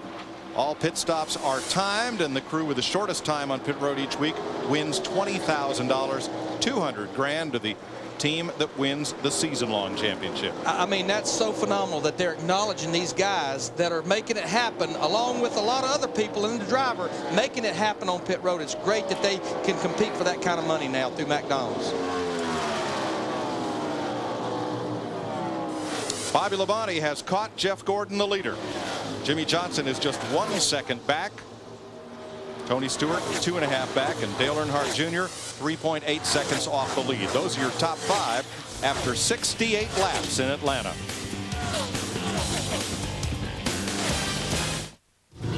NASCAR Winston Cup Racing on Fox, presented by Home Depot, is brought to you by Ford, the official truck of NASCAR, and by Aaron's Sales and Lease Ownership. Let Aaron's drive your dreams home today. To Atlanta, we've had 5 leaders, 5 lead changes. Moments ago on lap 69, Bobby Labonte, who had led 18 laps earlier, passed Jeff Gordon, who had held the lead for 9 laps. And you're getting a look at your leader, Bobby Labonte, a former winner here. As we take you back a little bit earlier into the race, Dale Earnhardt Jr. starting 37th, needed a provisional to start. Jeff Hammond, Little League, with some radio problems. Radio wasn't working. Yeah, Chris, and you cannot leave pit road unless you have communication with your spotter and your pits. It's one of the NASCAR safety regulations. Little League made a quick march from the back. And right now he's up there in 5th place, and he's running really good so far. And you see Ryan Newman, who had led a little bit earlier in the race. Jeff Gordon here with John Andretti and Steve Park. A little bit of problems, but he kind of escaped from this slightly. Yeah, they were almost got together, but he's got a really strong race car. Marched from 25th all the way up to lead this race. And he's got another one of those cars that's been very surprising early on, but he's really strong. And again, it's Labonte leading Jeff Gordon. So Chevys have the top 5 spots currently, even though Ford has won 2 of the first 3 races so far this year. Well, we've been talking about it off and on all year long, that sooner or later maybe these guys would get on track. It looks like today maybe they've got it going their way. And today's aerial coverage provided by Budweiser. Let's go back upstairs, rejoin Mike Joy, Darrell Waltrip, and Larry McReynolds. Bobby Labonte's lead 1.3 seconds over Jeff Gordon. His teammate another 1.3 seconds back. I don't know, though, Larry. I would disagree with I don't mean disagree, but I think the verdict's still out. Last week at Vegas, we saw at one time there were 6 Chevrolets running 1st through 6. But at the end of the day, when everybody put their cards on the table, it didn't quite turn out that way. Yeah, I mean, a Ford won the race, and we documented several times it appeared the best race car in the field was Ryan Newman, who made those 2 laps up. And it's a good thing it wasn't a UAW Daimler Chrysler 415, because I think he'd have won that race. Well, and the thing about it is, I mean, you can adjust these cars. I think it's easier to adjust a good race car like early and middle of the race. Maybe the Chevrolet teams are having a little easier time of it. But I think when you get the Ford and the Dodge right, and the Pontiac too, they're going to be up there in contention. 24 cars on the lead lap in this long run of green flag racing. We've already had 1 set of green flag pit stops. And what I mean by that, Mike, is an aerodynamically balanced car is easy to work on. The driver's happy, you make a little adjustments. One, it may be off a little bit, you got to make radical adjustments. And it may take the driver a little bit longer to decide what he needs to get his car as good as everybody else's. We were questioning what might have happened to Jeff Burton on that double clutch pit stop. Matt? Well, Mike, we have found the answer to the question why Jeff Burton now is having to run all the way back in 32nd. Darrell, when you were a driver, what was the signal for you to go when service was complete? They dropped the jack. And that's exactly what they did here in the 99 pit. Now, what happened was Sean Allen was watching the front changer, Jason Myers. When he was done, he assumed Richard Boyles was done in the back. But what happened? 2 lugs hung on the left rear wheel. So basically, he was trying to get the wheel off. He had to hit the gun again, and then that's when the jack dropped because the jackman thought service was complete. He was timing when to release the jack off the front changer, and it was very costly for Burton. Yeah, I mean, that's what you always said. Who's at fault? Well, the jackman is. If you don't want me to go, don't drop the jack. Don't drop the jack and then say, whoa, whoa, whoa, because I can't tell if you're saying whoa or go. Dale Jr., meanwhile, has caught Tony Stewart. This is for 4th place. Steve? And Mike, as well as he's running, he's still telling his crew that his car is just a little bit tight. On the last pit stop, they took a ½ pound out of the right front tire. They'll make a similar change on the next stop. And you know, I think, Steve, the reason they're making very small changes, a ½ pound of air, that equals about 10 pounds of spring rate. But I think the reason they're so gun shy is I talked to Tony Eury Jr. when we got here this week, and he said we got bit at Las Vegas by making too big of changes. Matt Yoakum. Well, and Tony Stewart on the outside reporting into his team. The car is just still too free. But he'll says we'll see what happened on down the road. You're already looking ahead to later in the race. They're already calling for a track bar adjustment on the next stop. Tony says the entrance to the corner is tighter. That's good, but they still need to work on the center. Just remember, guys, you're going so fast here. A driver has a very little time to focus on what he needs done to the car. He can tell you it's loose. He can tell you it's pushing. But please don't make me go into detail about what you think you want to do or what you want me to do. Just fix it. There is so little straightaway here. Right where Junior and right where Tony Stewart is now. And that's the end of the straightaway. That's the only chance you have where that car is pointed in one direction at a time. Now for the Singular Wireless virtual crew chief question of the day. You can vote by sending the text message Fox to phone number 191 or visit foxsports.com to vote online and stay tuned for the results. Will the Chevys win today? And Mike, again, what you want is a car here particularly that will drive into the corner under control, where I know I've got control of the car. If I'm a little loose in the middle or a little tight in the middle, a little loose off or whatever, I can deal with that. I got the gas pedal and the steering wheel. But don't make me enter this corner at 190 mile an hour turning to the right. I can't do it.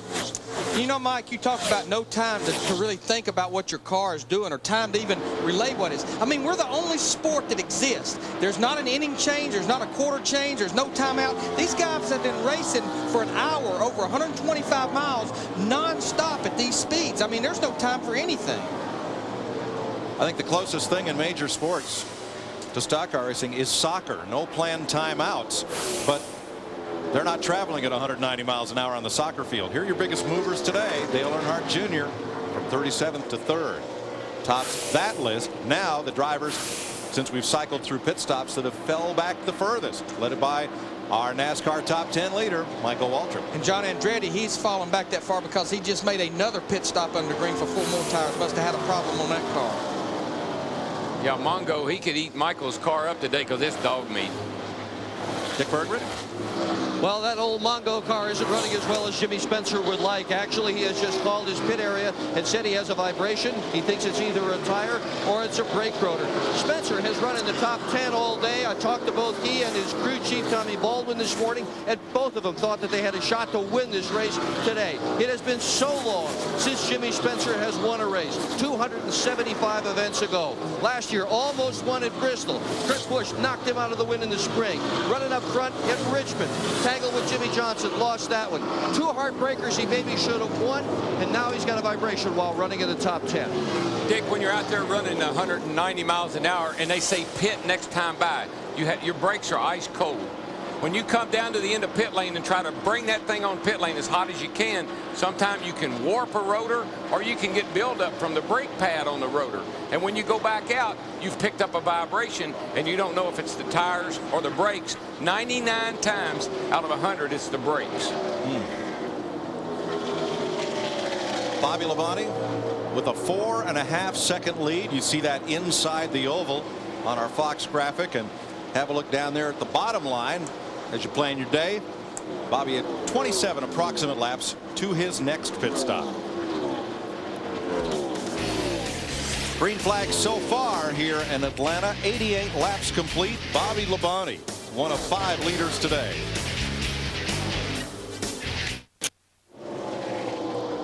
Welcome back to Atlanta, the Bass Pro Shops MBNA 500 miles. Bobby Labonte trying for his 6th victory in Atlanta. 4 wins on this configuration and 1 victory on the old 1.522 mile oval, where he started from the pole here in 1996. And Bass Pro Shops, Johnny Morris and his crowd, and MBNA, Dave Algina and their crowd, they're the sponsors of this race. Man, did they have a great concert last night. John Anderson, Tequila Nights. It was swinging, Seminole Winds. That's a fun show. And some good food. Man, and the food was pretty good too. Where do you see the trophy for this race? Uh-oh. It's a huge bass, and the mouth on that thing is bigger than all 9 of us put together. Looked like it took about 5 people to put it in the media center. You know, a guy that started back in 27th, and this guy has always ran well here, and that's Dave Blaney in the 77 car. And you just have to believe with Booty Barker, his crew chief, adding his touch now. I mean, these guys are steady. They've been working their way in the top 10, and he's right there on the back of Ryan Newman right now in the 12 car. That's a battle for 8th. Matt Yoakum.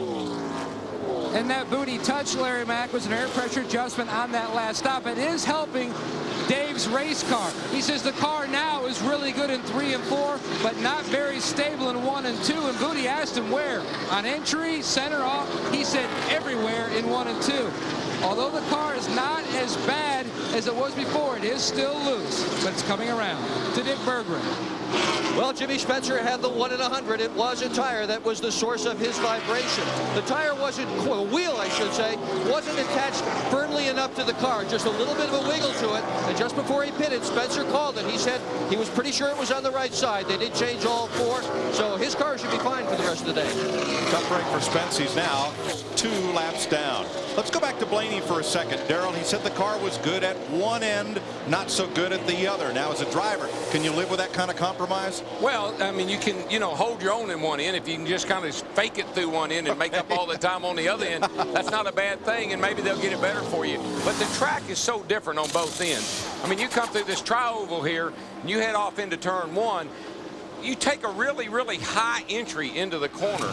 Kind of let the back end hang out almost, if you will, as you go into the corner. Sometimes you'll try to run down that banking to get a little speed or get a little comfort. Sometimes you stay right up against the wall. Let's see how well Bobby's up beside of somebody here. His brother.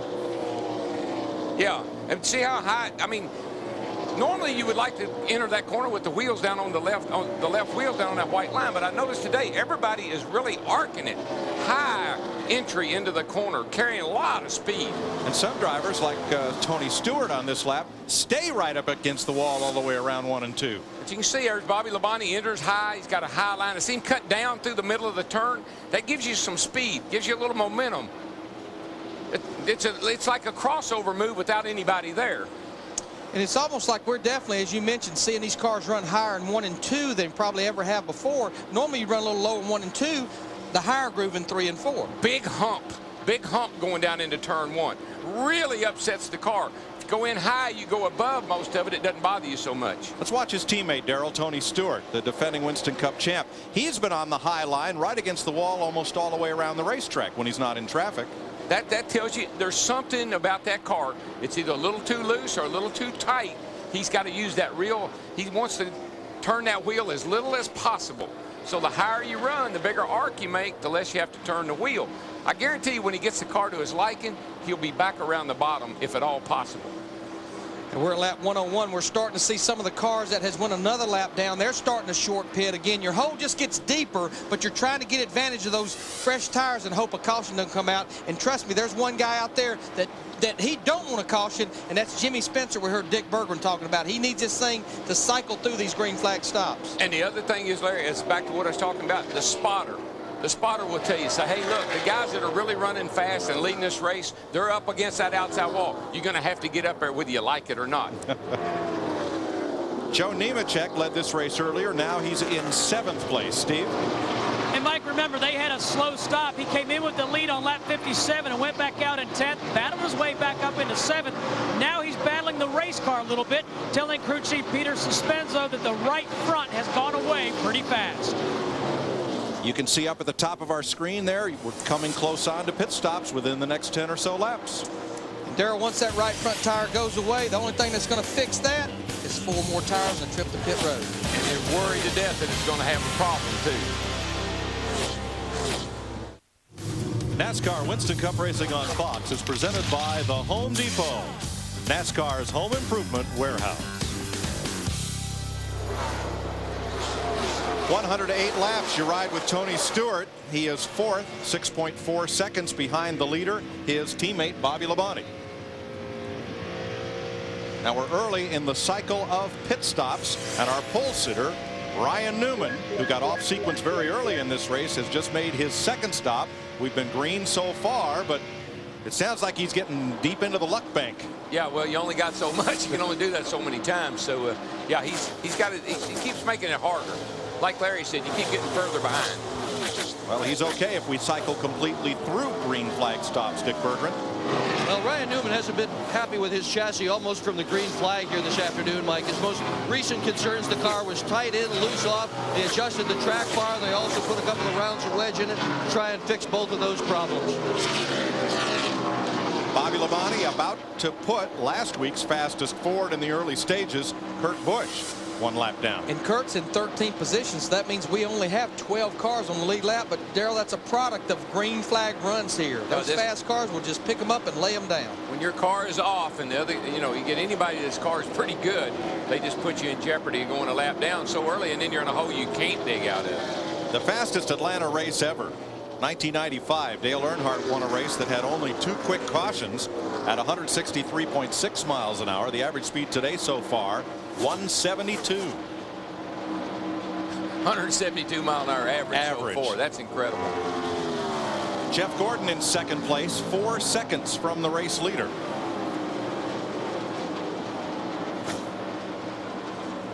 Dale Earnhardt Jr. 6 seconds off the lead in third. Tony Stewart right with him. You got to be impressed with Dale Jr. though, buddy. He's up there in third place, and it didn't take him long to get there. But now he's got a lot of company in his mirror. But he knew what he had to do. You know, he started way back. He knew he had to get up there in a hurry, so he did his job. Hello. When he's looking in low. He's looking. He's looking. Side. This is going down the backstretch. Look at the speedometer up there. 175 miles an hour, almost 180 turning off into turn 3, and that's the short straightaway. Well, and they're racing each other too. You know, it's probably a little faster than that if he was by himself. I guarantee he heads off into turn 1 down here, he'll be up close to 185, 187. Ricky Craven in the 32 car, who was one of the lead lap cars, he's on pit road along with Jamie McMurray, Johnny Benson, Sterling Marlin, and Kyle Petty. I mean, Larry, we're this far into the race, averaging 172 miles an hour, and we've already had pit stops. So these cars are flying today. Ward Burton comes in along with Jeff Green. Second round of green flag pit stops. We have not had a yellow today. Jeff Burton is in. There's never been a caution-free race here. And Rusty Wallace, 5th place car, comes onto pit road. Jeannie's waiting on him. And last pit stop for Rusty Wallace did not go as he had planned. He was talking about it for laps afterwards. So this time, crew chief Bill Wilburn went around and gave every crew member a high five, trying to get them focused. The plan here, 1 bound up in every tire but the right rear, and then 1 round of wedge out, and of course, as fast as possible. Yeah, Jeannie, he ran 57 laps, which is the same amount of laps as his teammate Ryan Newman ran. But remember, we talked about Ryan Newman had been pitting earlier than his teammate Rusty Wallace. And Larry, I talked to Rusty yesterday, and I said, Russell, your car was so good at Rockingham. I said, what happened? He said, well, it was so good we didn't do it. We were afraid to do anything to it. I said, listen to me. Everybody up there, everybody up and down pit road, they're constantly tightening up, tightening up. The track gets looser the longer you run. I said, you need to consider that today in the race. Dave Blaney, the 77 car, he was in the top 10. He comes to pit road for his 4 tires, along with Jerry Nadeau, Dale Jarrett, Casey Mears, Michael Waltrip, Kenny Wallace. All these regular pit stops, and all of them will be for 4 tires, and on most of them, major adjustments. And oh, by the way, could I have a little something to drink? I'm getting hot in here. The mule's getting a little tired. I got to get these adjustments first. We'll get you something to drink here on the next stop. Little extra time on the left rear for Dave Blaney, and the Jasper Ford heads back out. Dale Jr. off the gas and headed for pit lane, along with Bill Elliott and Terry Labonte. And you see, Terry did a really smart thing. He saw Junior behind him. He's in his first pit there. Terry got out of the way as quickly as possible to give Junior the whole pit road to work with. Jimmy Johnson's in as well. Here's Steve. Dale Earnhardt Jr. saying his car's still a little bit tight. They'll take a half a pound of air out of that right front tire and a half a round of bite in the 8 car. Left side tires going on. And service complete for Dale Earnhardt Jr. And what they're trying to do, Steve, is counter those adjustments. There you see Jimmy Johnson in the 48 car. He took the half a pound of air out of the right front to help the thing to turn, but for fear that may make it loose in, he's put that little bit of bite in, a little bit of wedge in it to tighten it up getting in. Kurt Busch is in, so is Gordon. Steve? Jeff Gordon likes this race car. He said it's handling very well. He's just a little bit tight from the center off. Jeff Cook, the jack man, Tim Craven, the gas man. Gordon is away. Elliott Sadler comes in, and here's the race leader, Bobby Labonte. And his teammate, Tony Stewart, not too far back there running second. So the Gibbs cars are doing what they've done here time and time again, running up front.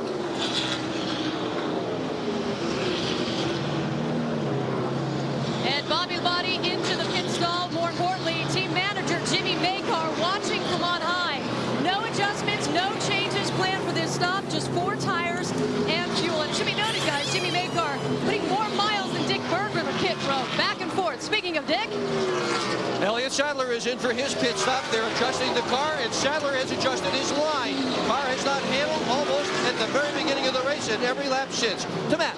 And Tony Stewart hit pit road. He was the leader. Stewart says the car is still a little tick-free on entry. He said it's still a little tick-free on exit, but it's even freer as the crew cam of Mike Lingerfeld goes to work on that right front. You can see they're going to make a track bar adjustment as they get ready for the second can of gas to go in. They're also going to make an air pressure adjustment just to try to tighten up this Home Depot Chevrolet. And he's good to go. Other late lap cars that made it to pit road, Matt Kenseth in the 17 car right here, 4 tires, full of fuel, few adjustments. Also Steve Park, as well as Mark Martin, who had worked his way into the top 10 after starting back in 29th. He's just kind of been steady, working his way forward all day. Cycles Jimmy Spencer back up into the top 5 as this round of green flag pit stops finishes up.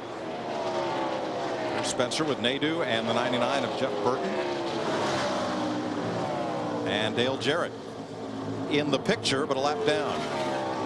What you hope for right now is just this thing cycles all the way through and nobody stays out and the caution flies and gets you in trouble. But I'm going to tell you somebody that's wanting a caution to fly. We just had talked about him, Mark Martin in the 6 car. He's just in front of who I think is going to be leading this race when it's all said and done. That would be back to Bobby Labonte in 18 car.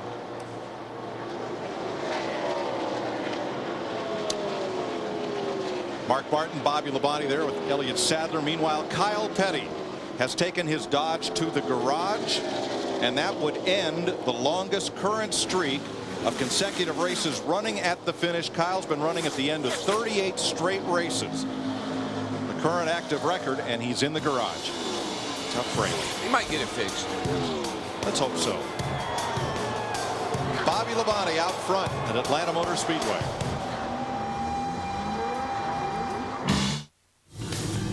NASCAR Winston Cup Racing on Fox, presented by Home Depot, is brought to you by Visa, proud sponsor of NASCAR. By Singular Wireless, national coverage, affordable calling plans, and a really fast car. By Pontiac, fuel for the soul. And by McDonald's. Welcome back live to Atlanta. The Bass Pro Shops MBNA 500, and Bobby Labonte, who's along with his brother Terry, he's in the Texas Sports Hall of Fame. Also, the two have a park named in their honor. Right now, he hopes to win his, if he would hang on, his 6th race here in Atlanta. He's won 5 times before. And Joe Gibbs Racing has actually won 6 of 13 races held in Atlanta. Chris Myers with Jeff Hammond, Jeff Gordon, and Dale Earnhardt Jr. following. This is a Visa race break, and so far without any cautions. We've talked about being fast on the track, Jeff, also fast in the pits. Let's take a look at some of the earlier pit stops with some of the crews and drivers, some good, some bad, some that have cost different crews in this race, starting off with Jeff Burton in the 99 car. Yeah, you see right here, Jeff Burton had to back up. A miscue, they had to back up, put the left rear tire on. You can see on the 4 car, Mike Skinner, they didn't get it tight there. And later then, Joe Nemechek had a very slow pit stop, pushed him way back in the field. Down the good. Down the good. You sitting here looking at Matt Kenseth, last week's winner, defending champion Tony Stewart. These guys performing along with Jeff Gordon. They're just ripping off great pit stop after great pit stop, but I was keeping these guys up toward the front. And actually, Bobby Labonte's crew had a 13.6 pit stop as well. This has been a Visa race break. So far, 8 different lead changes. Last year in this race, we had 34 lead changes, and we're through 131 laps. Labonte hanging on to the lead. Let's go back upstairs. Bobby Labonte out front by 3.6 seconds over Jeff Gordon. Dale Earnhardt Jr. 5.4 off the lead. Tony Stewart, Jimmy Johnson. You know, Larry, if I was going to be in trouble here, if I was going to be slow here, if I had a problem here, I always prayed to God let it be too tight. Yeah. Please don't bet it be too loose. No, I can't handle that. If you're loose getting in the corner here, we talked earlier, entering these corners at almost 200 miles an hour, you can forget that whole corner, then it kills the whole next straightaway. And you just can't keep up with it. If you're loose in and loose all the time, it just wears you out physically. Bobby Labonte actually just put Ricky Craven down a lap in the 32 car, and that was the 14th place car. So we have 13 cars on the lead lap. Elliott Sadler would be the next victim for Bobby Labonte. Those lead lap cars include 3 Dodges and 4 Fords and 6 Chevrolets. There you see on our Fox tracks, Jeff Gordon about 3 3/4 seconds behind our leader, Bobby Labonte. Got Chevrolet in the top 5 right now. All the first 5 cars are all in Chevrolets. We saw this last week and in about the middle of the race, but it seemed to sort itself out before the day was over with. You got to remember something, Mike, Larry. You know this. Chevrolet's got a lot of good race teams. I mean, they've got teams that are supposed to run up front. So it's not any surprise. It's not just the Chevrolet car. It's the Chevrolet teams. And the owner of one of those multi-car Chevy teams absent from the race here in Atlanta today. Yeah, Richard Childress, his mom, Virginia Hodge, passed away last night. She was 79 years old, been battling a brief illness. Richard Childress left the racetrack this morning, and we certainly, our prayers and thoughts will be with the entire Richard Childress family and friends. Trouble over here. The number 6 blew up again. Caution is out, and I'm going to tell you, Mark Martin just had drove away from Bobby Labonte. There you heard him say it. 2 weeks in a row. Here comes Elliott Sadler to 38. He'll get back on the lead lap. Ricky Craven, Kurt Busch, Jeremy Mayfield will not. Doesn't look like much moisture down out on the speedway. NASCAR taking no chances, putting the first caution flag out of the day. It comes out at lap 135 for Mark Martin. Last year, Mark had one of those dream years where he had a really good chance to win the championship. Ran well every weekend, but boy, this year he's kind of off to that 2001 start where he just never was in the hunt. And again, Darrell, we showed just a few laps ago where he was right in front of leader Bobby Labonte. He had drove away about 2 seconds in front of him. The caution hurt Ricky Craven and Kurt Busch. It was a break for our pole sitter Ryan Newman, who was off sequence in the pit stops, and the caution comes out when he is back caught up, having made the same number of pit stops as the rest of the leaders. So the field is frozen with 12 cars on the lead lap. Now this is, you know, for some guys that are just a lap down, this is good news. They can come in now, they can work on their cars, they can make some adjustments, try to get the car where they can keep up with Bobby Labonte and get back on the lead lap. And they can breathe for a little bit. Man, can you believe this? We've gone 135 laps of hammer down racing, buddy, and it'll wear you out. Now we only see 12 cars on pit road because remember, the first time by, only lead lap cars can pit 45 miles an hour down pit road. Steve Burns. Larry Mack, Jeff Gordon says he likes this race car. Again, Shane Church and Dave Smith are the tire changers. No adjustments to the 24 car. Dale Earnhardt Jr. also in. He says he feels like the right rear is going away. Let's go to Jeannie. And Bobby Labonte saying the car feels really good right now. Let's just work on some tire pressure adjustments as we make this stop. 4 tires of fuel, Matt. Tony Stewart running in second says his car was getting tighter on the bottom. He said there was an odd feel. He needed 20 more laps to try to dissect it. So they went a little more of what they did in the last stop, air pressure. Today. This caution was also a huge break for Jimmy Spencer. He had to make an unscheduled pit stop due to a right rear wheel that was vibrating on him. He went from 33rd after that pit stop all the way up to 7th. And just a few moments ago, he came on the radio and told his crew the vibration is gone and Mongo is still barking. Mongo is the name of the dog on the hood of the car, named yesterday by Darrell Waltrip. Get that dog a bone. In other words, Mongo like caution flag this time. Mongo happy.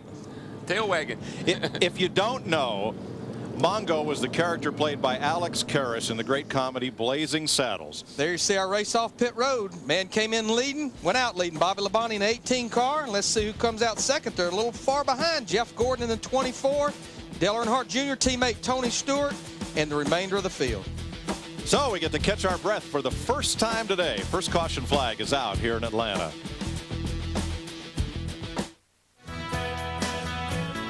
Welcome back to Atlanta at our Pepsi Cam here in the sunshine of Georgia. Shiny, happy people, as sung by REM in the background.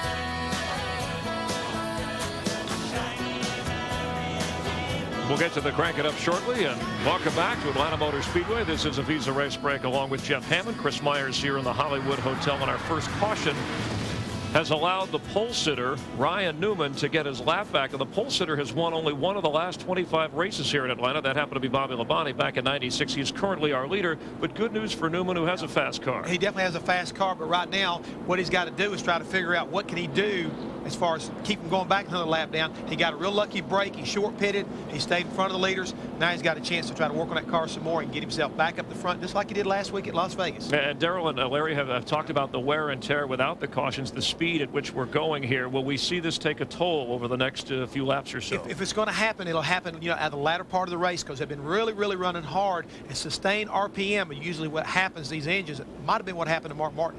All right, we'll keep an eye on that. This has been a Visa Race Break. Let's go back upstairs, getting ready to restart. Mike? Well, I know 12 shiny, happy people. They're the 12 drivers on the lead lap. Bobby Labonte, Jeff Gordon, Dale Jr., Tony Stewart, Rusty Wallace, Jimmy Johnson, Spencer, Nemechek, Kenseth, Newman, Blaney, and Sadler.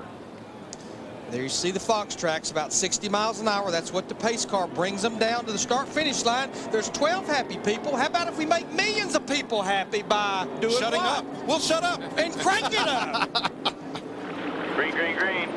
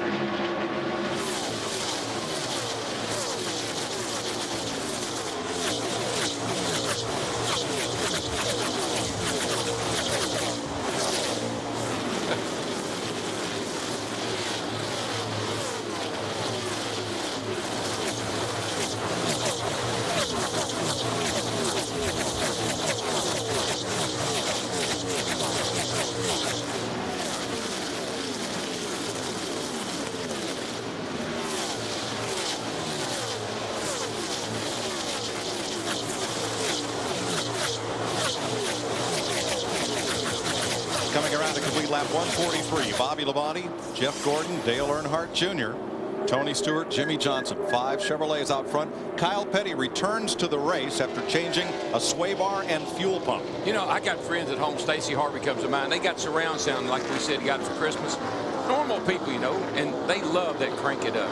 And he says it shakes everything off of his counters. Put it in perspective, after restart, it's only 34,000 horsepower. Isn't that something? 97 smoking, bud. Uh-oh. And remember, he'd been smoking earlier in the race, too. And remember, his teammate had a problem a little bit ago, too. That's a lot of smoke. And he was up there trying to get his lap back on leader Bobby Labonte just a lap or two ago. Well, here's the thing I can promise you. This place will suck the guts right out of a good engine. I mean, you see his miles per hour right there. It's getting slower and slower, and they have thrown the black flag on him. He goes to the apron. The caution is out. Caution is out. See if anybody can get their lap back. It don't look like anybody's going to be close enough. Well, I don't know. Bobby Labonte is really slowing down over. Bill Elliott coming hard. Half of the field's going to get their lap back. Crash in the back straightaway, off turn 2. I think they're going to crash here trying to get back on the lead lap. Can Elliott make it? No. Sterling Marlin in the 40 was trying as well. You know, it's a good thing to let people get their lap back, but you can't do it way over in the middle of 3 and 4. Oh, boy. Brett Bodine among the cars wrecked coming off turn 2 as they ran to the caution. And now, my friend, what is that old saying about cautions? They breed cautions. Yes, they do. Gosh. Brett Bodine, the last single car team owner driver on the circuit, running a partial schedule this year. Got his crew chief back, Mike Hillman, and him, and they've been they've had a good weekend so up till now. Yeah, all the stuffing's out of that bird. All right, you'll see Kurt Busch smoking down on the apron there, but even if he's not putting anything down, Mike, the distraction of a car smoking. You saw Brett Bodine and Kenny Wallace in the 23 car getting together right off turn 2 onto the backstretch. And John Andretti is going to drive right through one for the second week in a row. Again Yes, this week. he is. Yeah.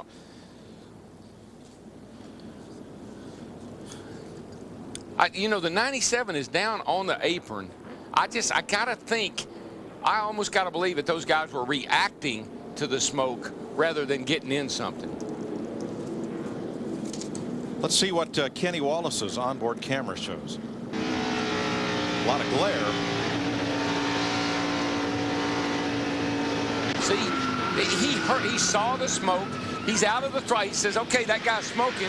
What's happening up there? He's jacking with the throttle, and Brett got into the back of him. And you saw Kenny drive out of the glare. Brett Bodine, the windshield was all full of glare right about where he got into Kenny Wallace. Dick Berggren. Well, Ryan Newman had gone just far enough on that last set of tires that he decided he wanted to adjust the car. So he came in and got 4 tires. They did so. Elliott Sadler also did that, as did Jimmy Spencer. All 3 of those cars were running at the tail end of the lead lap. Yeah, Dick Berggren, I mean, there's only 12 cars on the lead lap, and as well as those 3, Matt Kenseth, Joe Nemechek, and Dave Blaney, I think that's a great move. There's only 12 cars on the lead lap. This race has a green flag look to it. Come in there and try to make that another adjustment to make your car better. And one thing that was getting really, really ugly over there as they went into the 3rd turn, Bobby Labonte slowed down. And then Jeff Gordon drove up to his quarter panel. The track was kind of blocked. Elliott was trying to get a lap back. A lot of guys were, but nobody was slowing down, but the track was blocked. Now, Kenny Wallace, Darrell, did not sustain enough damage to go to the garage. He spun, but they put 4 tires on, and Kenny's back in the race, even though he's 2 laps down. And Kurt Busch, he's in the garage area as well, which, again, we saw him on the racetrack smoking. We see about all the cars that's a lap down or better come to pit road. They definitely need some work done.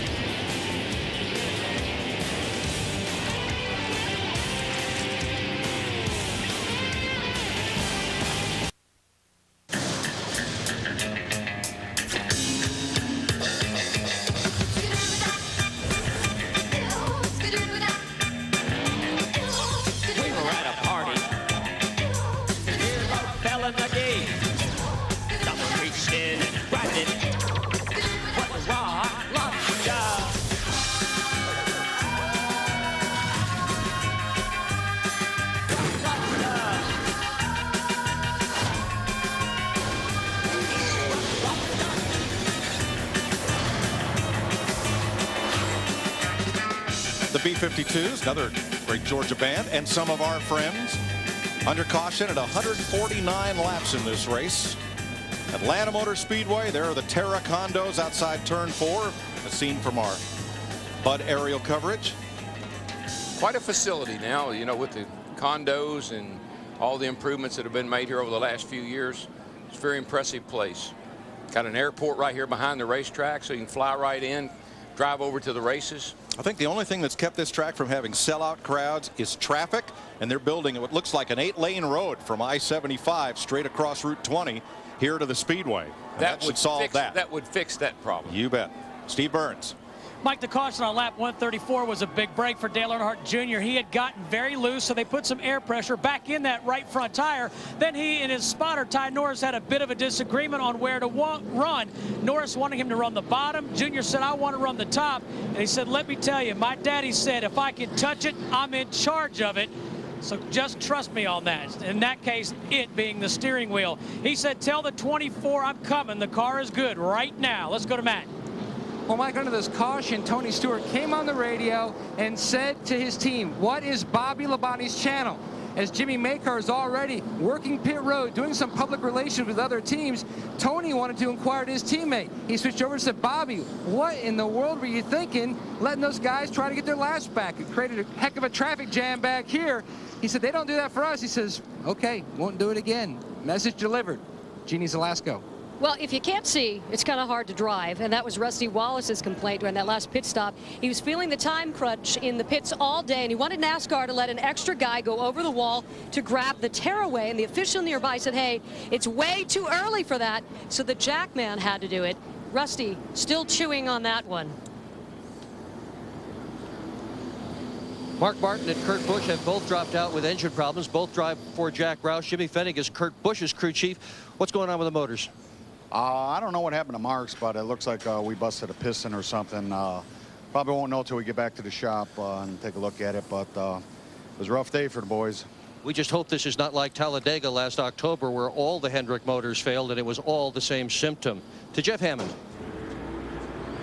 What we're talking about, Dick Bergen was saying that the guys busted a piston on the 97 car with Jimmy Fennig. Here's the piston they were referring to probably, and this is what it looks down inside the cylinder itself.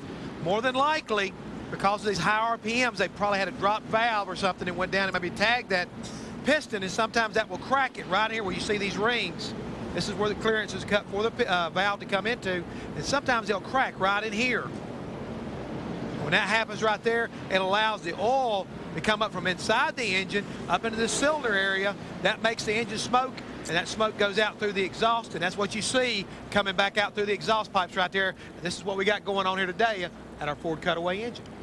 You know, another thing is the weather has changed quite a bit, as we said, and jetting and timing and all those things affect the pistons in the engines because, you know, the thing could be running a little bit lean, and it could have caused the piston to get too hot and break. And last week I did document that Mark Martin's engine failure was a crack in the rod, so you never know. It could be the same thing as Las Vegas. It could be something different that started. So the two Roush cars joined Brett Bodine and Larry Foyt in the garage area here at Atlanta.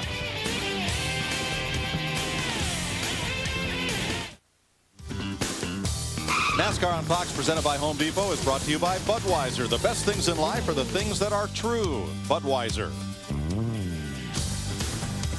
Let's listen in on Dale Jr.'s conversation with his crew. Right now, I don't got much for these two fellas in front of me. Less than 24. He's good and bad. I don't see he'll get worse. Right now, pretty good. The 20's real good. I sense that he's pretty good. I'm just out driving him.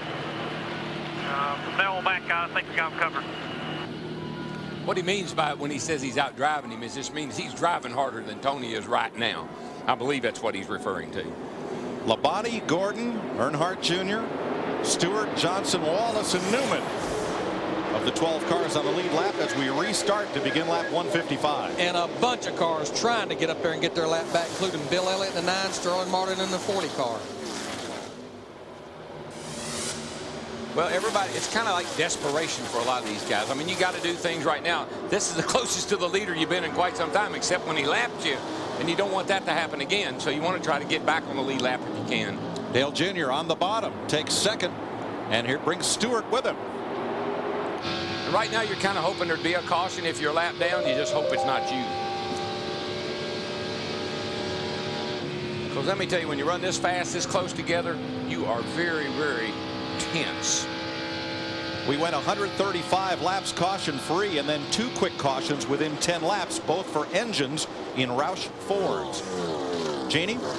Well, it's time for another installment of As the Tire Turns. When last we met, Matt was telling us how Joe Gibbs' team manager, Jimmy Makar, was doing a little PR down pit road, making his way down the 24 into the A pit to see what happened during that last caution.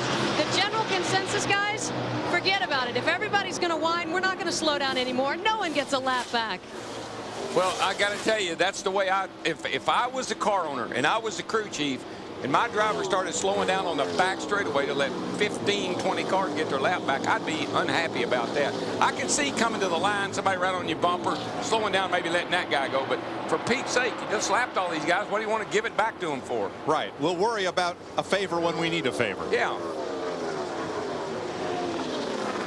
Rusty Wallace, number 2, in 6th place, surrounded by lapped cars and Joe Nemechek right up his tailpipes. And Ryan Newman, his teammate, as well in the 12 car. Remember, Ryan Newman, Joe Nemechek, Jimmy Spencer right behind him in the 7. Joe Nemechek, they came to pit road. Their tires are a little fresher. also on the lead lap. Whoa, Spence is up under him there. Matt Kenseth, Elliott Sadler, and Dave Blaney are the other lead lap cars. Oh, Mongo closed his eyes then.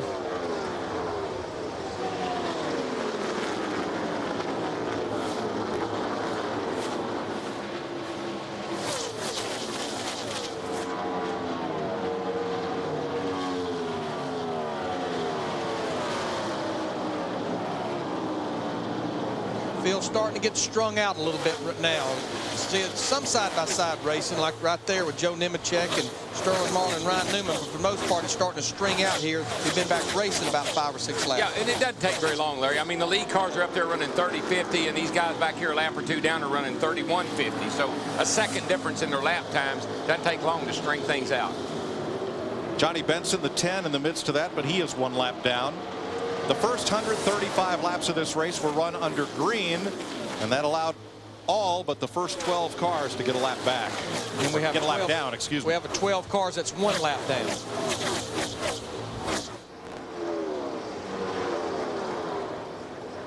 And we talked about Kyle Petty earlier that had went to the garage to fix a fuel pump. They decided, hey, let's do a little mini test session here as well. Let's change a few things and see if we can find out why we've been so bad since we've been here. This joint right here did that to me several times there at the end. I just said I can't drive it. We've had that problem every time we come here. Can't come until you only got so many tests. We'll just use it today for a test session. The good thing about that, if he can go 165 more laps without falling out, that streak of consecutive races without a DNF will continue. Well, and this is race conditions. I mean, you know, you're out there in traffic, you're out there with the racetrack the way it's going to be. Tires are right, everything's right. So if you're not very good, work on it. 1.5 seconds behind Bobby Labonte is Earnhardt Jr. and then teammates Jeff Gordon and Jimmy Johnson. Now, what always frustrated you about that is when you couldn't fix it. You just kept working on it and kept getting it worse. Bill Elliott in the 9 car, of course, he's the first car that's 1 lap down. He's in 13th. You know, the all-time streak for consecutive finishes ended here in Atlanta. 1961 to 63. 84 straight races were finished by the Turtle, Herman Bean. Herman would be riding on the apron right now. But he would finish. That's right. Halfway. And you know, a lot of times, I mean, he had a good car. Cale Yarborough drove his car a couple of times, and I don't know if he won it. I don't remember if he won it or not. I just remember Cale driving for him. And Cale said he had a really, really good car that was capable of winning races. Wow. You know, I've been watching Bobby Labonte, 18 car, and here we have a battle. This is for 9th between Jimmy Spencer in the 7, Matt Kenseth in the 17 car. Both these cars have a little fresh tires. They came to pit road.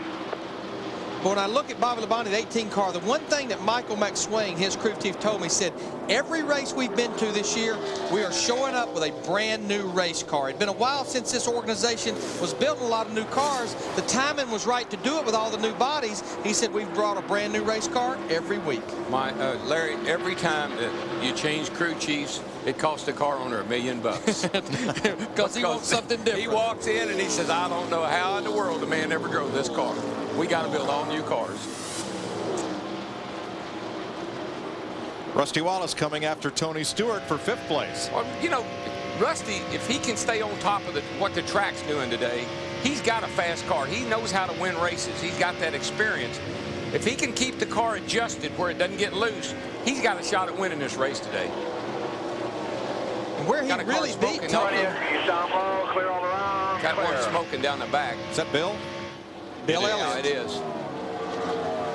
Bill Elliott, outside pole sitter, and by a wide margin, the hero of these fans in Georgia. And I got to tell you, week in and week, it's a 500-mile race. You put that low gear in that baby here, and you run this thing without a lot of cautions, you turn 9,200, it won't make it here. It's too long of a race. And I was surprised yesterday, and I go back to Mark Martin, who's in the garage area with an engine failure. There was cars ran a lot of laps yesterday. I mean, 60, 70 laps on top of the 325 you were scheduled to run today. There you see Bill just makes that left-hand turn to the garage area. Just simply blew up, he said. He's moved past Buddy Baker on the all-time start list. The active drivers, Ricky Rudd leads in that category. Matt? Well, Mike, you're exactly right. Bill came on the radio. They were talking. He said it is terminal. Tough break for the outside pole sitter. You know, Larry, we were talking a week or two ago, and I said, you know, these things are engines, they're not motors. But I got a question for you. Uh-oh. If it's a engine, how come you call a motorboat a motorboat? How come you don't call it an engine boat? An engine boat. I mean, it's got an engine on it, doesn't it? I've never heard anybody call a boat an engine boat. And if it doesn't, it's a sailboat or a rowboat. But it's a motorboat, right? Well, you know what Bill Elliott's engine is right now? A damn blowed up motor. Steve Burns on Dale Jr. in second place. And because Kurt Busch also has a blown motor, his crew is packing up right now, Mike Joy. That could help Dale Earnhardt Jr. because with Kurt Busch's crew gone in the garage, Jr. now has a clear shot into his pit stall for later on in the race. You know, we always talk about how we work together, we'll help each other. There's not another sport in the world where competitors will help each other the way they do here. Bobby Labonte was a good example. Give him a lap back. But they also will take advantage of your bad luck in a heartbeat. Oh, yes. Everybody's misfortune is somebody's misfortune. Now, Bill Elliott, his falling out of the race, I think that will benefit Tony Stewart in the same fashion because his pit stall was right behind Stewart's. Joe Nemechek trying to fight his way back up through the field at 8th place, running there with Matt Kenseth. Well, Joe's been hanging around in that top 10. He stayed on the lead lap. And again, you know, that car, with the record that car has here, you got to keep an eye on it because he'll find its way to victory circle if you don't watch out. Joe's trying to become the 5th different driver to win here for Hendrick Motorsports. Jeff Gordon has 3 victories. Darrell won in '89, Jerry Nadeau in 2000, and Kenny Schrader back in '91, all for the Hendricks. You know, say hi to Rick back home. Hadn't been feeling real good. He been under the weather. Just want to say hi to him. He and Papa Joe, 2 of my best friends. Tell you what, Joe, he's running laps about as quick as Bobby Labonte, our leader, but the fastest race car on the racetrack the last several laps has been Dale Earnhardt Jr. in that 8 car in second. He said he had a pretty good car and he thought he could handle everybody, and he's getting ready to handle the leader here in another lap or so. Pulled up right, looking out of his windshield right there. This is a battle between Joe Nemechek and Ryan Newman and Matt Kenseth. This is a battle for 7th. Dale Jr.'s had a couple of shots at winning here, you know, the last couple of times we've been here. One time he had a flat tire late in the race and cost him a victory or a shot at it anyway. And another time I think he finished like 3rd or 4th. So this is a good racetrack for him, but I would have not given him a plug nickel for running good today the way his car had been all weekend. Yeah, he has 3 straight top 10 finishes here, and this is the same chassis that he ran here last year. Matt Kenseth running in 9th, one of 12 cars on the lead lap, and last week's winner in that Roush Ford. Look again. Part pit stops and part the savvy of that driver who went to victory lane more than any other on the circuit last year. And I think just the determination. Rusty just got in the wall off turn 2 over there. Yeah, the whole side of that car is flat. He got into it real hard down in turns 1 and 2. I'm sorry, guys, I didn't. And he's trying to get to pit road, but he can't get to pit road. Caution is out. Caution is out. He hurt the car, Larry. And that was something that I just got this feeling about Rusty. His car's fast. He knows how to win. He's got to keep up with the adjustments. 3rd caution of the day at lap 174 for Rusty Wallace. Hey, how's your steering wheel? My steering wheel's turned to the left. He's asking. Right, we'll look at everything. Get the strings, boys. Get those poles together, okay? First thing we're gonna do is stop, get 4 tires, beat the fenders out, get a hammer for the right front guy. The steering wheel is your indicator of how your tire, if you're bent to linkage, steering linkage. If the steering wheel's, see how that tire on the right front there is towed way out? Well, this steering wheel would be turned really hard to the left because the wheel's turned to the right. So he's telling them, okay, I got the right front towed out because my wheel is here. And Billy Wilburn, his crew chief's making that plan. First things first. 4 tires. Let's get the fenders off the tires first. You heard him say get the poles ready. That's what they're going to check the tow out with on the 2nd pit stop. And most importantly for Rusty, he stayed on the lead lap. Which with only 12 cars on the lead lap could be real important. Well, as much dust as I saw fly up there, that was all concrete, I think. Of course, all 12 cars on the lead lap, they are to pit road for 4 tires. Adjustments, Steve Burns. And a minor adjustment for Dale Earnhardt Jr., Larry Mack. He said, let's just go up about a 1/4 pound in the right rear. The only adjustment for Junior, also for Jeff Gordon, down a pound in the left rear, up a pound in the right rear. Jeannie Zelasco. Working on the right fender of the 2 car right now for Bobby Watt. He's out of the pits. It's good timing for him because he said he actually wore down the tires a bit trying to hold off Bill Elliott. Got 4 fresh ones. Matt? Service already complete for Tony Stewart. They made an air pressure adjustment, evened up the pressure on the right side. Stewart said, believe it or not, we're actually tight. Meanwhile, the 48 car, Jimmy Johnson, he was actually loose. That's what they were begging for. They made an air pressure adjustment and track bar for Johnson. I'm going to tell you who rose to the occasion on pit road that time was Joe Nemechek in that 25 group, but I think a lot has to do with where they're pitting. They get to their pit box coming onto pit road. Their work is almost done before some of the cars even get to their pit box, and they're down there where everybody's a lap down. You get a free ride in and a free ride out, then all you have to focus on is that pit road speed leaving. Yeah, and the air pressure thing on Stewart's car, they evened up the right sides. Normally you have a little more air in the right front than you do the right rear. But in this case, they evened them up because the car's a little tight. So they want the right side tires to be equal. That'll free the car up a little. So we're at 175 laps complete, and this will be the 3rd caution flag of the day.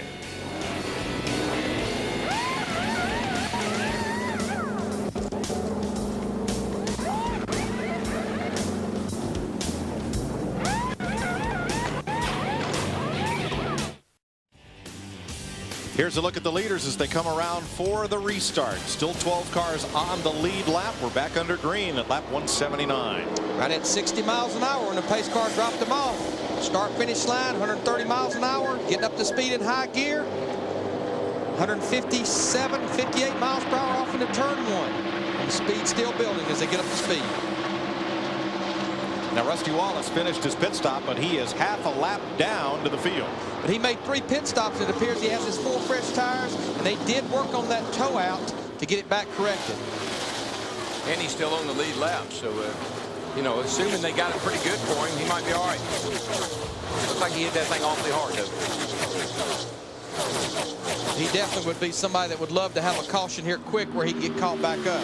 Yeah, get caught back up. Plus, now he's driven it a few laps, he can give better feedback about what it needs. I can't believe, you know, as soon as the new wears off those tires, if it's not very good, he'll be back in the pits.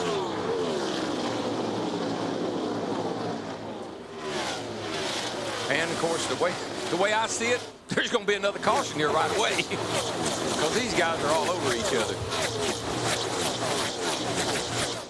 See, everybody just with these cautions, you just keep coming in, making the car better. We're coming in, changing the car around a little bit, making it better and better. Gives you an opportunity to race with people that you didn't have a chance to race with before.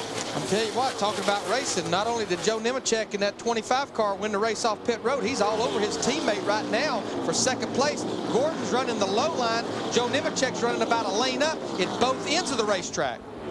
And you know the funny thing, I said, Joe, I mean, it's got to be notes, right? Setup, same setup every time. He said they've never run the same setup here twice.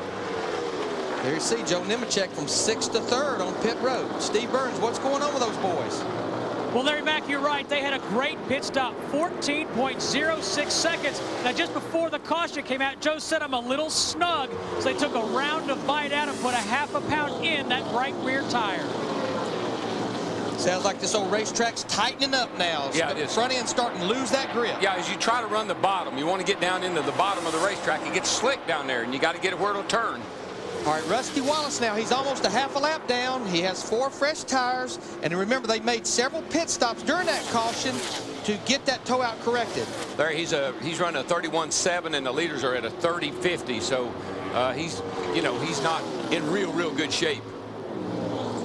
All right, here's what these guys did after they got their 4 fresh tires. They made that pit stop, then they came back to pit road to check the toe out. They're using these sticks on each side right here. That tells them how much toe out or toe in they have. You want about a 1/16 of an inch, which would be wider at the front than at the back. The next stop they came in, and what they did is they fixed it by adjusting the tie rod. And this is what goes on. See, his right front was towed way in, just like that one. And what they did, they had to go down there, raise the hood, and loosen the tie rod. 2 little old bolts, and they had to turn it out to where it would put it back to about a 1/16 out. They rechecked it. They had to tighten those 2 bolts right there and send him on his way. And you're having to do that in a hurry because the green flag was coming out.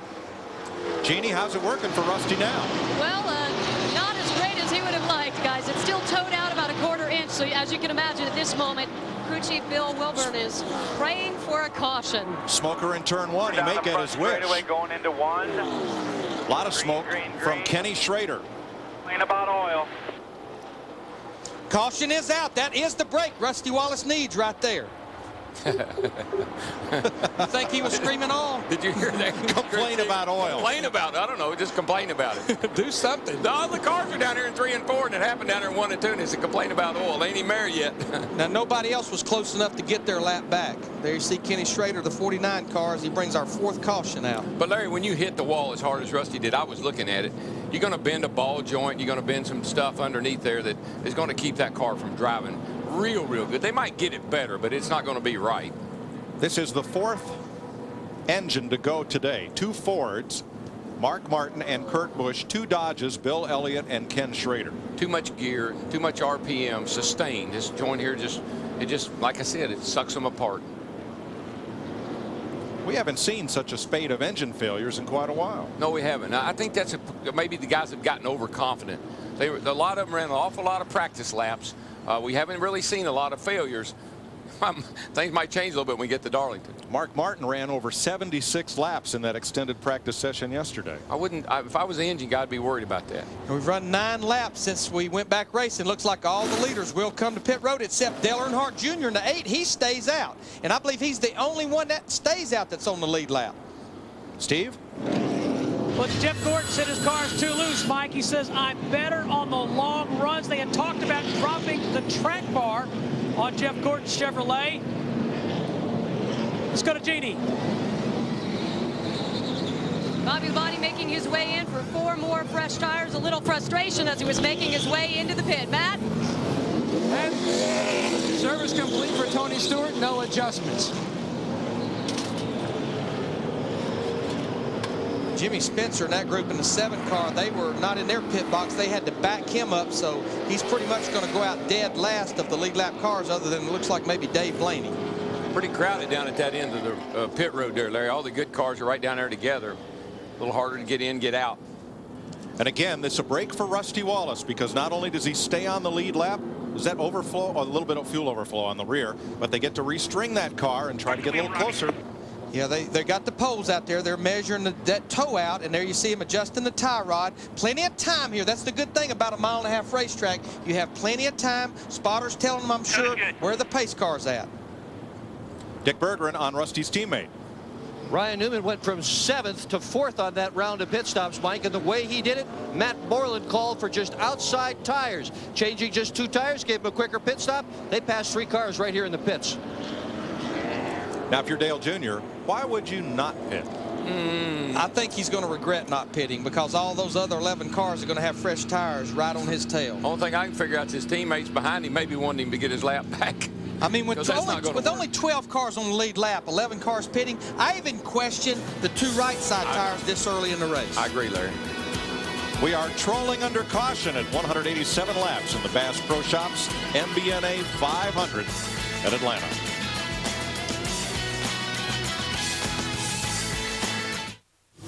NASCAR Winston Cup Racing on Fox is presented by The Home Depot, NASCAR's home improvement warehouse. And brought to you by Chevy Trucks, the most dependable, longest-lasting trucks on the road. By Radio Shack, you've got questions, we've got answers. And by Coca-Cola, the official soft drink of NASCAR. We just restarted half a lap ago. Following the 4th caution flag of the day, they're going to come around and complete lap 190. Dale Earnhardt Jr. out in front of pole sitter Ryan Newman. Joe Nemechek, Bobby Labonte, Jeff Gordon, the top 5. Tony Stewart, Jimmy Johnson, Matt Kenseth, Elliott Sadler, and Jimmy Spencer, the top 10. Plus Dave Blaney and Rusty Wallace on the lead lap. So a lot of different agendas there, Larry. No tires, 2 tires, but they did do one thing. It got them out front, out of all this melee back here behind them, and that may have been the strategy. Yeah, I mean, Joe Nemechek in the 25, Bobby Labonte 18. They're clogged up behind Greg Biffle in the 16, Todd Bodine and Steve Park in the 1 car, who are all a lap or 2 down. Clog is the kindest word you could use. Bottled up. And Nemechek gets by all of them except Greg Biffle. He's looking at Tony Stewart's car. He's in 6th position right now, the 20. Up to second place, Ryan Newman. Let's have a look at the pit stop summary on this last caution. There you see Ryan Newman went from 7th to 2nd. Reason he changed only 2 tires. And the reason a lot of guys lost a position, including Bobby Labonte, was, remember, Dale Earnhardt Jr. in the 8 car. He stayed out. No tires. And I know, just talking to a lot of the crew chiefs, the big fear in no tires or 2 tires is if you now get that 50-something lap green flag run, you're really going to be hurting on left side tires. When the caution flag comes out and tires are any kind of a factor. Might be that right front. That's Joe Nemechek. I'm coming. Is he in trouble? He is in trouble. Steve. Middle of 3 and 4, be ready. Just tighten it up and that's it. There he is. And we're heading down to Joe Nemechek's pits. You just heard the audio, him talking to Peter Suspenzo. Ask all the guys if they got the lug nuts tight, and he's on his way. And they seemed like he was pretty confident it was just the right front, because that's really the only one they went to. And Peter said, just tighten it up. Don't try to change it. Just tighten it up. And the problem is he has to maintain that 45 miles per hour. He's halfway down pit road, and the leaders are coming off turn 4. It's going to be tough not to go a lap down. And he came in right at the front of the field. He was running in the top 5. I think he'll definitely go a lap down. He's in turn 1 on the apron. Here comes the leaders into turn 1. And you can't get up on the racetrack till you get to the back straightaway off turn 2. And you can only run so fast on that apron. It's very slick. Right up in front of the leaders. So Car going to be outside. He's pedaling hard. Got the 12 with him and the 16. And now he's up to race speed. Yeah. But can he stay in front of Earnhardt Jr.? Okay, I think he can, because he's got tires. Junior doesn't. So if he can sit there. We'll be all right. He's hoping that with all that stuff behind him, something might just possibly fly off of one of these cars. But you're right. I bet the best thing he has going for him, remember, he has 4 tires. The leader, Dale Earnhardt Jr., has no tires. No tires. You got him. Is that better?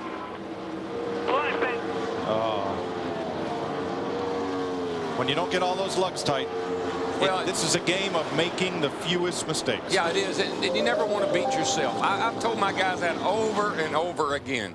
It hurts when the competition beats you. It kills you when you beat yourself. But I think if he'd look up and see him come down the front stretch, he will feel a little better right now, because Nemechek's actually pulling away from Dale Earnhardt Jr. That's it, Darrell. He's got a loan from the luck bank.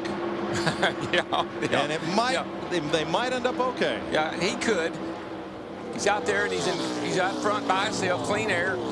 Sit there, hold his own. Something might happen. I mean, look what happened to Ryan Newman.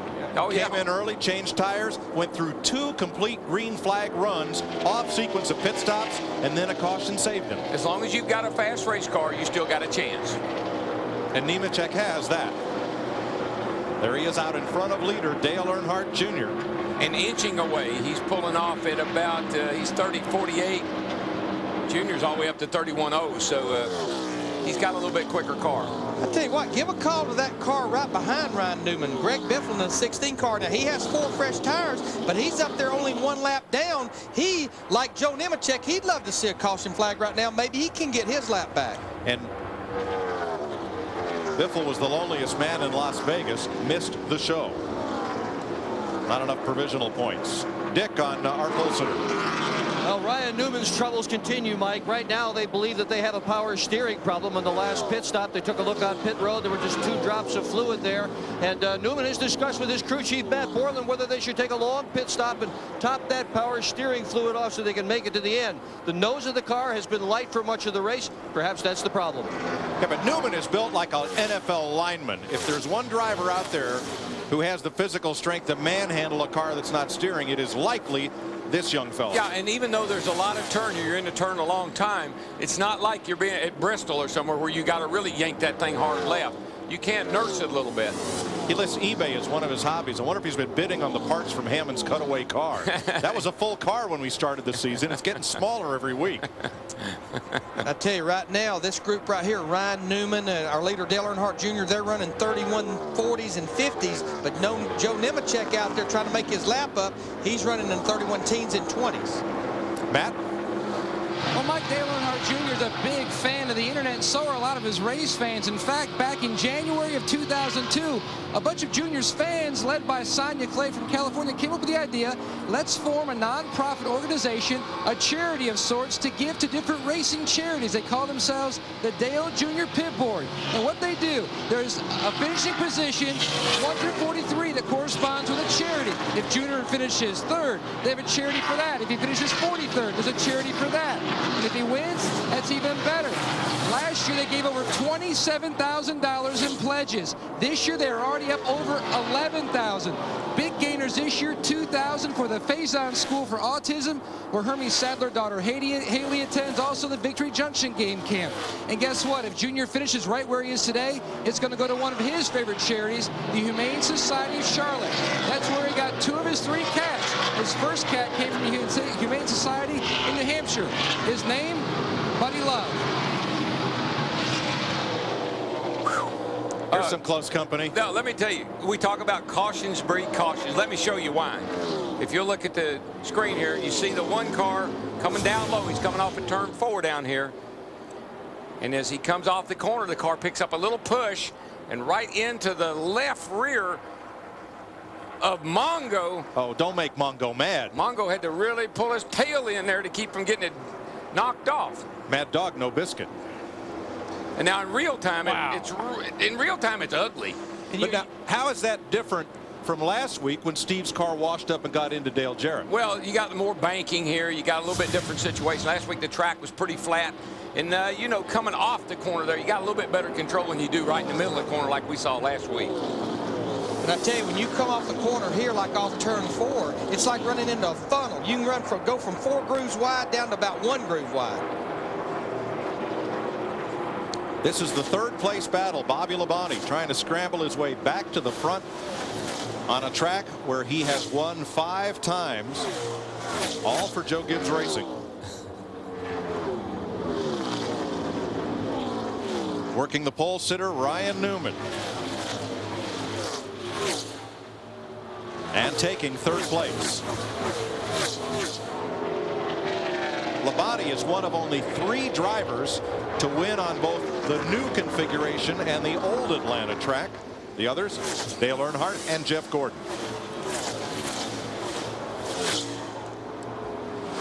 Meanwhile, 205 laps complete, 120 to go. A couple more pit stops in the offing. Hey, Larry, how about them no tires? They're not doing too bad, are they? Boy, I tell you, people like that make you feel dumb sometimes, don't I'm going to learn from this experience.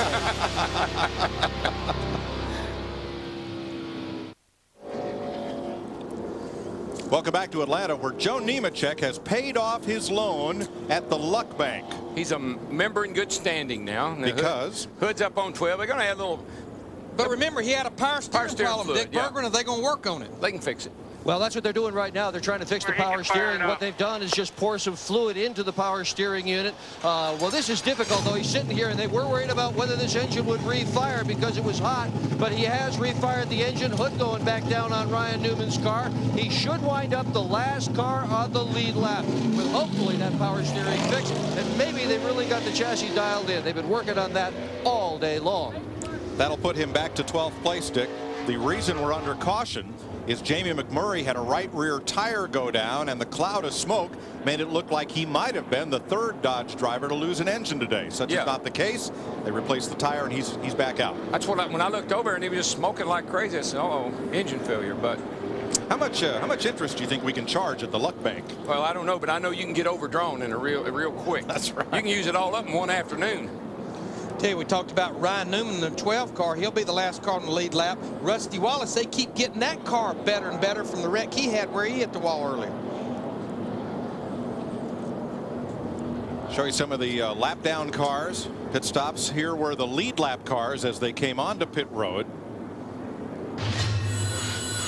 And in the triple split, Earnhardt Jr., Gordon, and Labonte. All of these will be 4-tire stops.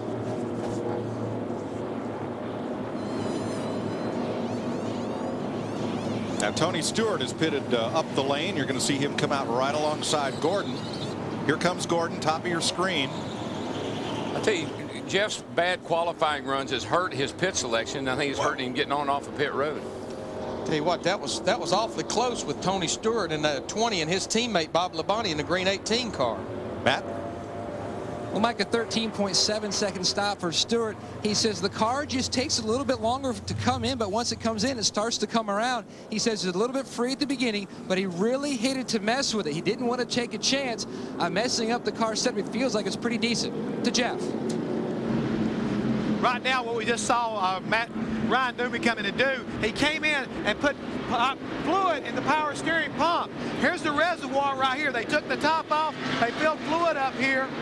That's what it feeds. It feeds down these lines. Here's the power steering pump located here, driven by these belts. That's what circulates the fluid and goes into the power steering box, which gives the power assist to the driver so he can drive these cars at extremely fast speeds. And you got to have that if you really want to go fast here at Atlanta. It's really easier on the driver when the power steering pump is working properly. Steve? Well, Jeff, Dale Earnhardt Jr. did not pit on lap 185 when most of the other leaders did, but he did stop this time on 208. Got 4 tires. They made an air pressure adjustment. He said he's just a little snug between turns 1 and 2. Let's go to Jeannie. We'll get back there in a moment as you ride with Dale Jr. I want to mention a NASCAR great, Jim Paschal, who sustained a heart attack last Saturday. He's in the Ashboro Hospital. Want to wish him well. Here's how they came on and off. There's our pit stop summary. Tony Stewart. Those guys went from 5th to 1st. There you see Dale Earnhardt Jr. from 1st to 4th, and now Tony Stewart with about 115 laps to go. He's out front as the pace car is off, and we're going back racing. I'd say Tony getting out front right now could be maybe bad news for everybody else, because that's what he's done here in the past. Kind of saved a little for the last go-round here. Sterling Marlin in the 40 car up there trying to get his lap back. Boy, those guys have really been off today. There you see on the Fox tracks on our leader Tony Stewart, 160 miles an hour. Off into one, still building 170 miles an hour off the corner, off turn 2. You can see he only breathed the throttle just a little there in turn 2. And you were talking about Sterling Marlin. I mean, what a difference a year makes. Last year, most consistent Dodge week in and week out. This year, just struggling.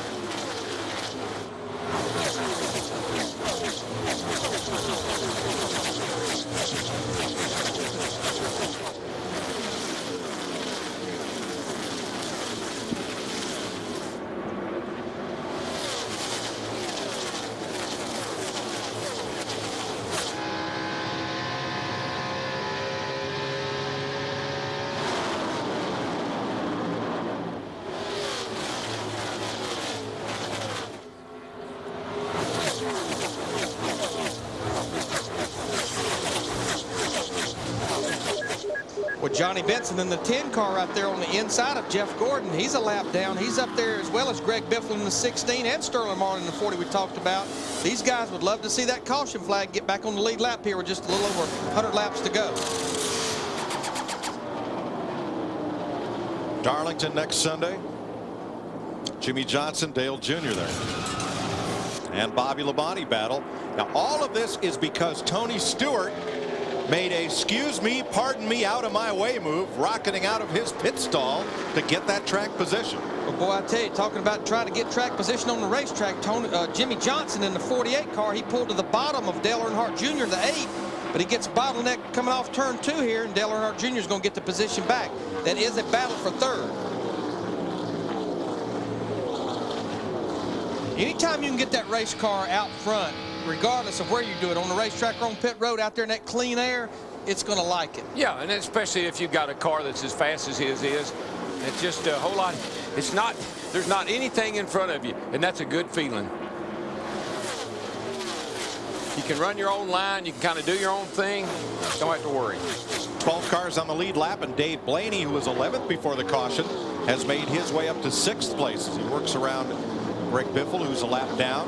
Blaney, a near winner here for Bill Davis. Really and true. And guys, you got to give it. That's a great run for Blaney and those guys, Booty and them, because I mean, ever since Booty's come there, he's been a contender, buddy.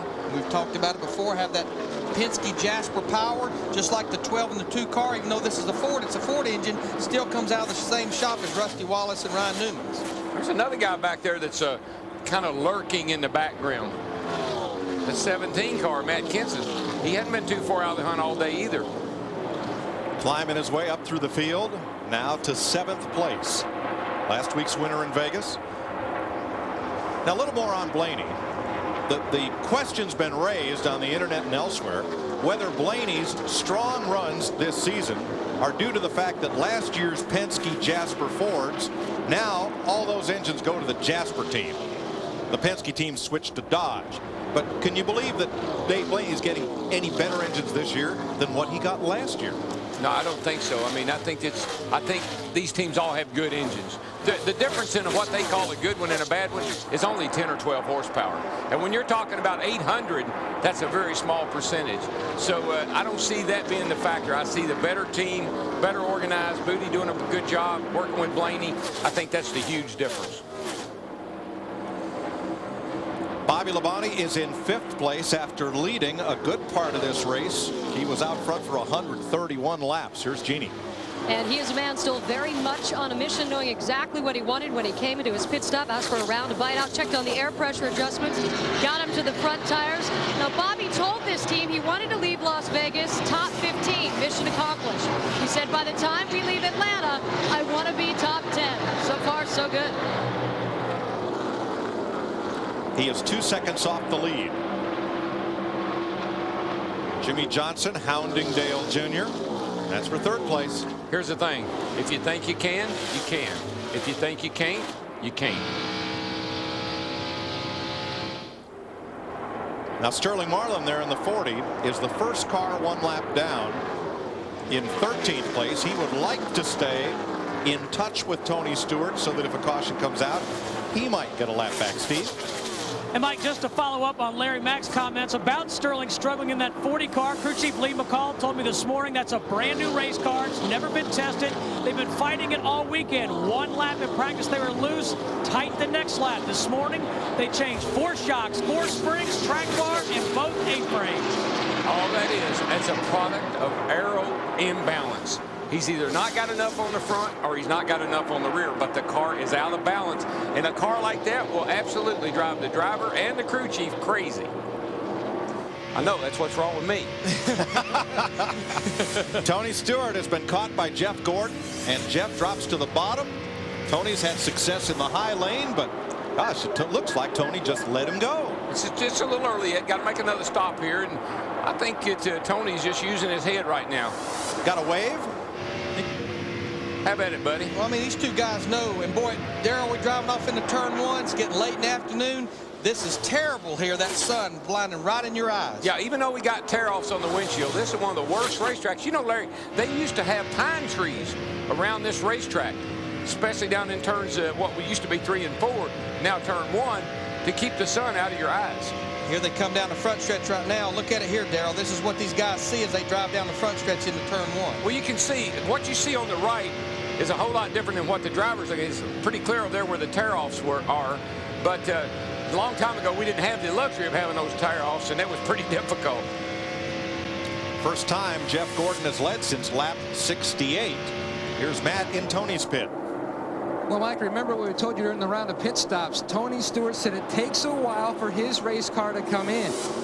After, 15, 20 laps, it's just about where he wants it, but he's not going to try to hold up the 24. He's going to ride. He's going to wait for the 20 car to come to him. Boy, his teammates' cars come to him. Here's Bobby Labonte around Dale Jr. Just a little bit more windshield information, because that's kind of a driver deal. Do you know that the reason that they wouldn't let us run Lexan windshields?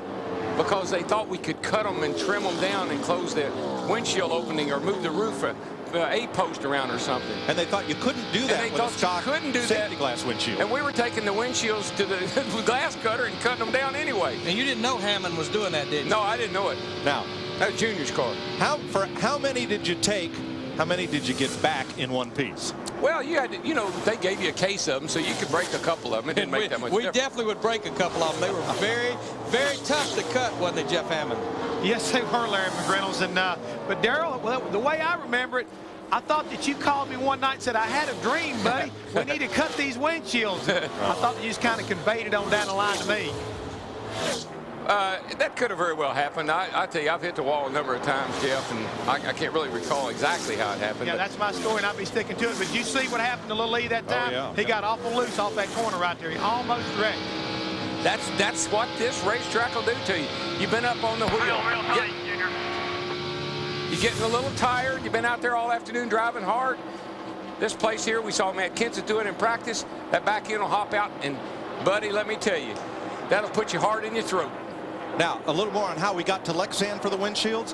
When Dale Earnhardt caught that piece of drive shaft at Talladega and it knocked through the top of the windshield, Richard Childress started putting a piece of Lexan behind the legal glass windshield for protection. That was fine until one day somebody from another team pointed out to the NASCAR inspector, and they said, Richard, you're going to have to take that out.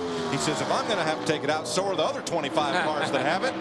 And it became the rule. And that was real fine until the first rain delay and all the moisture got between the glass windshield and the Lexan windshield. Now what are we going to do? So we evolve, and we now have all Lexan unbreakable plastic windshields. With tear-offs. And now that you know everything we know about windshields, and Jeff Gordon. Do you know why we don't have windshield wipers? This guy's tired of listening to us.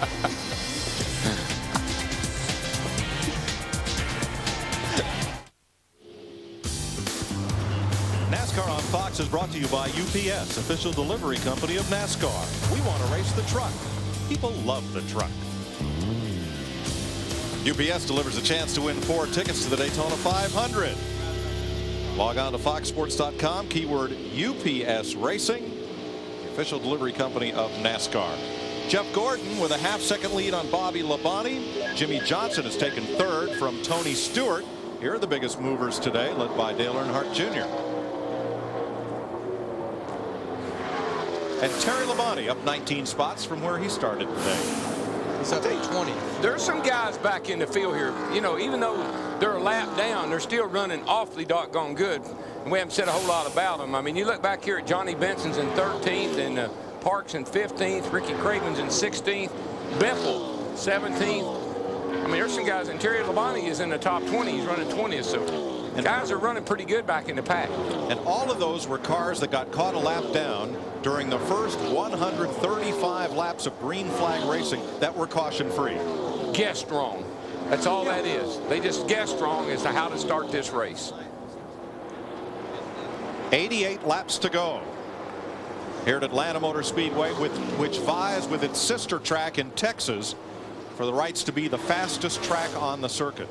You know, a car that started third today and he drifted back. In fact, he went a lap down at one time. His 38 car, Elliott Sadler, and now he's worked his way after getting his lap back. He's back in the top 10 in 9th position, and it looks like that car's been getting better as the days went on. It has, and you know, he kept talking about they came here and tested, and all they worked on was race runs, race runs, race runs.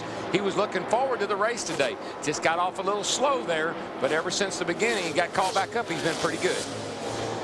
And it surprised me a little, Darrell, because Elliott's not been the best qualifier, but he came here and qualified third for this race. Now, and you know why? He said that the race setup, they tried to qualify and said it wasn't very good, put the race setup back in it, and the car actually was pretty fast.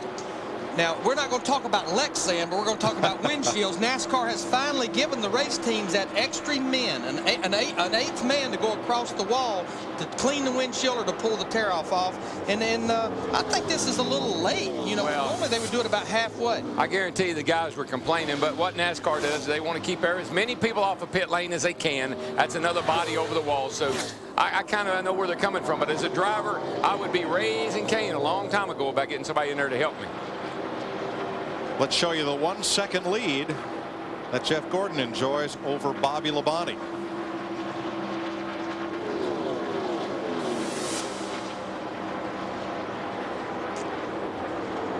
You see the Fox tracks just a little over second lead. He's losing a little bit of time. And it's 1.5 seconds from Bobby Labonte back to third place. Jimmy Johnson, the top 5 all in Chevys.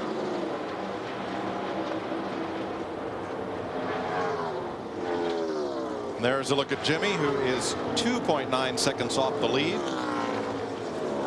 Then Tony Stewart is another 1.7 seconds back. And 0.8 of a second behind him, Dale Earnhardt Jr. On the same straightaway is Dave Blaney and Matt Kenseth, nose to tail. They are 6th and 7th, and the first Fords in the race. I'd say old Blaney has not forgotten how to get it. You know, he had a great car here a couple of years ago, had that wheel come off on the back straightaway, and was leading the race and looking pretty good that day. looking awfully good right here, Larry. It's going to come down. What are we going to do on that last stop, bud? Well, it's going to be under green, possibly, but whether it's green or caution, we're going to get 4 tires, and it's going to be an equal run, about 58 laps from the last time we were on pit road to the end of the race when we make that pit stop. You don't think there's any way we could hoodoo them, do you? And maybe steal one? If you want to hoodoo them with 2 tires, you'll do it by yourself. I'm just asking. Dale Jr. moves to 4th ahead of Tony Stewart. If you're going to fill me up with fuel, you might as well give me 4 tires. That's exactly right, because we know Matt Kenseth in that group in the 17, they can do it in about 13 seconds. Exactly. And it takes that long to dump 2 cans of fuel in. Laps to pit come up in the ticker across the top of the screen. The other lead lap cars, Joe Nemechek, Let me know when I go by here. Joe Nemechek, Elliott Sadler, Jimmy Spencer, Ryan Newman, and Rusty Wallace. And again, everybody will, should we stay green, everybody will have to make one more stop. And that'll be with about 55, 60 laps to go. Historically, we're going to have one more caution. You know, of course, everybody has the 2003 bodies, new bodies, the 24-car Jeff Gordon. This is the same chassis. This was like their favorite chassis last year. It's a chassis that he won Kansas with, and they ran it at most of the 1.5-mile racetracks, just put the 2003 Chevrolet Monte Carlo body on it. Well, we still got 5 Chevys leading this thing. 5 Chevys in the top 5, and you know, it's hot and slick out there today. I think their downforce and the balance they have is paying off for them.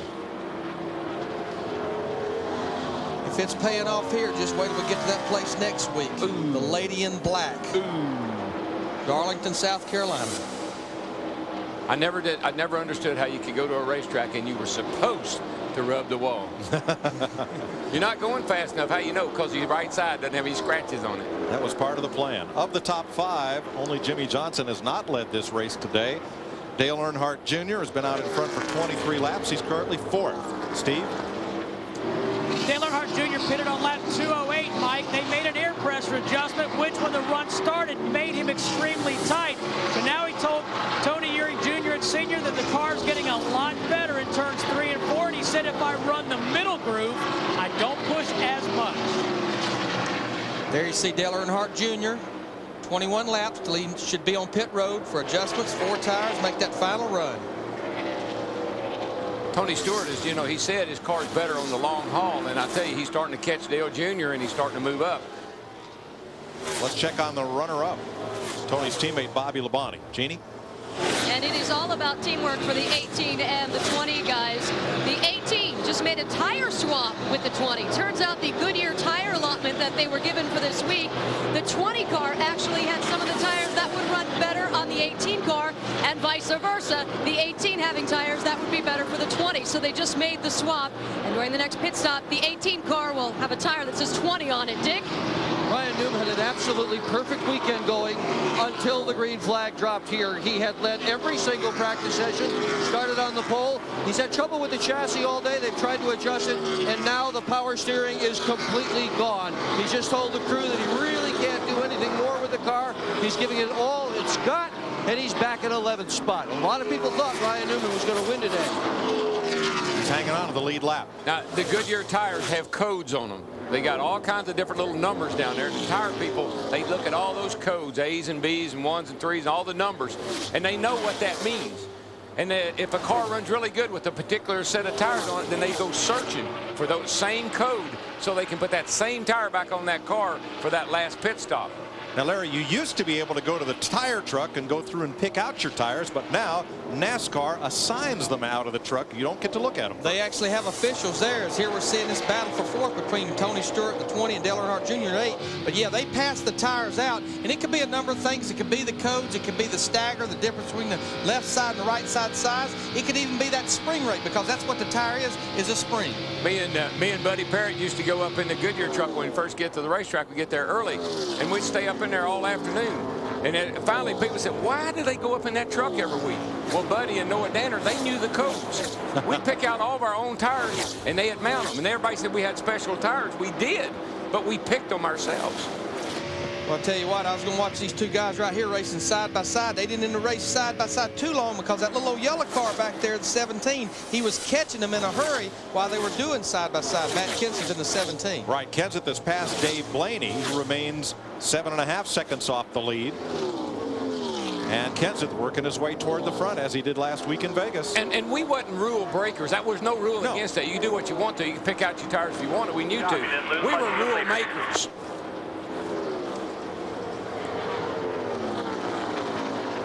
Just a little bit tight. That's far in the tight. Just roll in a little tight on throttle off at 2. Tight on throttle off at 2. Step forward. Just a little bit. And what Jimmy Johnson is telling his crew chief, Chad Canals, is the car's not wanting to turn. The front wheels is sliding, and that's important information. But if I'm his crew chief, I need to know what it did at the beginning of the run, the middle of the run, and right before that pit stop, I need to know what it's doing at the end of the run, because this run's going to be about the same length as that last run should we stay green. And there's those codes I'm talking about, Larry. And if you know what they mean, then you can match your tires up. 72 laps to go. One more pit stop to come here in Atlanta.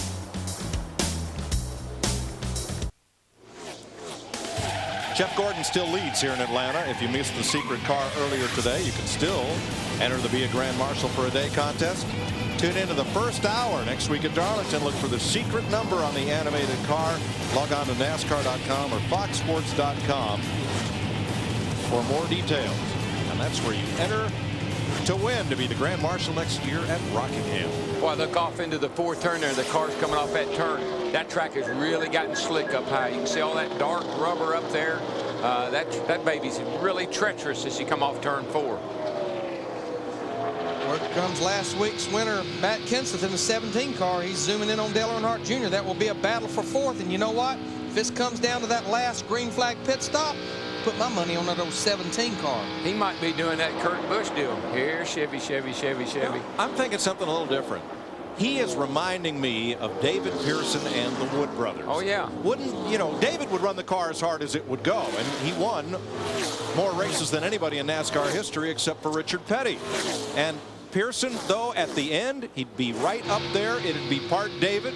It would have been part the pit work of the Wood brothers, and Matt Kenseth and that Robbie Reiser team just kind of have that look at the way they've gone about winning races. They're very methodical, and they don't get in a rush. They take their time. They've learned their lessons well. They didn't start off that way, but they've learned their lessons well. Getting close on pit stops here. You see 6 laps, and this battle right here is about 6.5, 6 3/4 seconds behind leader Jeff Gordon. Kenseth just goes under Dale Jr. and makes the pass. That moves him up to 4th place. He's inching closer to the front. He's inching closer to the front of the point standings, too. Yeah, with points leader Michael Waltrip, he's running back in 33rd position, so this would definitely be a good point stay for Matt Kenseth. Now, Darrell, this is where, if you're the crew chief there, you see we're looking at Michael Waltrip as he drives off into turn 1. Those crew chiefs for those 10 or 11, 12 teams on the lead lap. There you see Jeff Gordon. He's putting 2 teammates down a lap. Rusty Wallace, who hit the wall earlier in the 2. Ryan Newman in the 12, who has a power steering problem. So that puts now 10 cars on the lead lap. But this is where green flag stop, no mistakes. No loose lug nuts, no tires rolling away. And on my driver, don't speed. Get me all you can, but don't speed coming down pit road or don't speed leaving. You want a lot, don't you? That's it, but that's what you have to have. You notice who it all fell on. Yeah, right. It all fell on. Right on your shoulders, driver. Don't come in too fast. Come in fast enough, but... Now, Rusty Wallace in the 2 car, he went a lap down, so he decided to come on the pit road and make his final pit stop. I tell you what, though, after knocking the wall down over off turn 2, they did a pretty darn good job of getting him out there and keeping him fairly competitive. This will all be scheduled pit stops. This should get everyone to the end of the race should it stay green. But that final pit stop under green, you're right. It's like gymnastics or figure skating. You're aiming for a perfect 10. And what you want most is no miscues, no mistakes. And as it comes down to the end of the race, and this is your last stop, I mean, you have no time to recover. You make a mistake now, you fall way back, that's probably going to end your day, your chance of winning. Let him be loose. Or Jeff Gordon telling Robbie Loomis, I'm just a little bit loose here at the end of this run. That voice sounded to me like he was looser than he was letting on, because he's up an octave. 4 laps, loose. Robbie Loomis telling him we're going to pit in 4 laps, and I acknowledge that you are a little bit loose. Ryan Newman comes to pit lane. 10 cars left on the lead lap, Jeff. Mike, one of the things I've been noticing that we see Ryan Newman going down pit road is this week compared to last week at Las Vegas, Jeff Gordon has got his tape on his front nose like the DEI cars were, as well as like Joe Gibbs. He says his car's a little bit loose. We keep hearing from Jimmy Johnson, his teammate, who has the same tape configuration from last week on his nose, which is right in the center. His car's a little bit tight. We keep talking about aero. Find it very interesting. These two cars are taped differently, and each driver is complaining about a different feel in his race car. Yeah, I mean, there you see, this is last week at Las Vegas. This is this week at Atlanta. Yeah, well, at Las Vegas, you want to plant the nose. That's the biggest thing out there is the car wants to push, particularly off those flat turns. Here, you want to get into the corner good. So open that grill up a little bit. It's very sensitive. That'll help the car be a little more comfortable getting into the corner. But if you notice, he has a little extra on the left side, and what that's doing, that's planting that left front corner. Makes that car turn, hug the bottom. Michael Waltrip pitting, Greg Biffle, Jack Sprague, Tony Stewart, along with Ward Burton, Robbie Gordon, Todd Bodine, and John Andretti. Comes at 38. Sterling Marlin and Elliott Sadler. Squeeze play there. Stewart gets into his pit. Terry Labonte in the 5 car. Kyle Petty, who's several laps down. Casey Mears. And here comes Jeff Gordon. And Bobby Labonte in 18. Yeah. And that'll mean everybody. Yeah, this is that stop you don't want to stay out there very long. Steve Burns. 4 tires for Jeff Gordon. They're going to add a little air pressure to the left rear. They take a tear off. Steve Letarte and Craig Currione, the tire carriers. Jack Mann. Jeff Cook slams the jack up to the left side. Gordon is away. 13.9 seconds. Good stop. Well, Greg Zipadelli's crew set the bar high at 13.6 for Tony Stewart. Other lead lap cars, Dave Blaney in the 77, Jimmy Spencer in the 7, and Joe Nemechek in the 25. Here comes Jimmy Johnson and Matt Kenseth to pit road, and Dale Earnhardt Jr. Everybody. Let's watch Matt Kenseth see if they can beat Stewart's 13.6. Jeannie? A new car for the 17 team. Same old Matt Kenseth, because here he comes with a great pit crew and a great crew chief, Robbie Reiser, who helped him get the job done last week in Las Vegas. The talk here, half-pound out the left side tires, and he won some wedge as well from playing the cars. A little loose, they're gone. 13.4. They did it.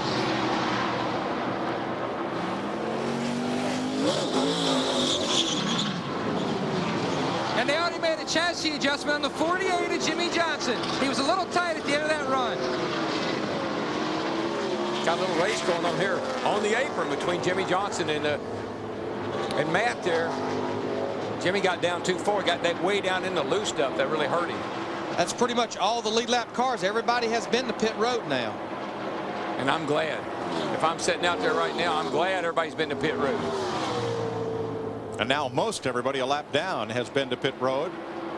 Robbie Reiser and crew have done it again. Fastest pit stop of what may be the final stop of the day. 54 laps to go here in Atlanta. NASCAR Winston Cup Racing on Fox, presented by Home Depot, is brought to you by Papa John's. Better ingredients, better pizza. Papa John's. And by Chevrolet. Wherever there's a winner's circle, we'll be there.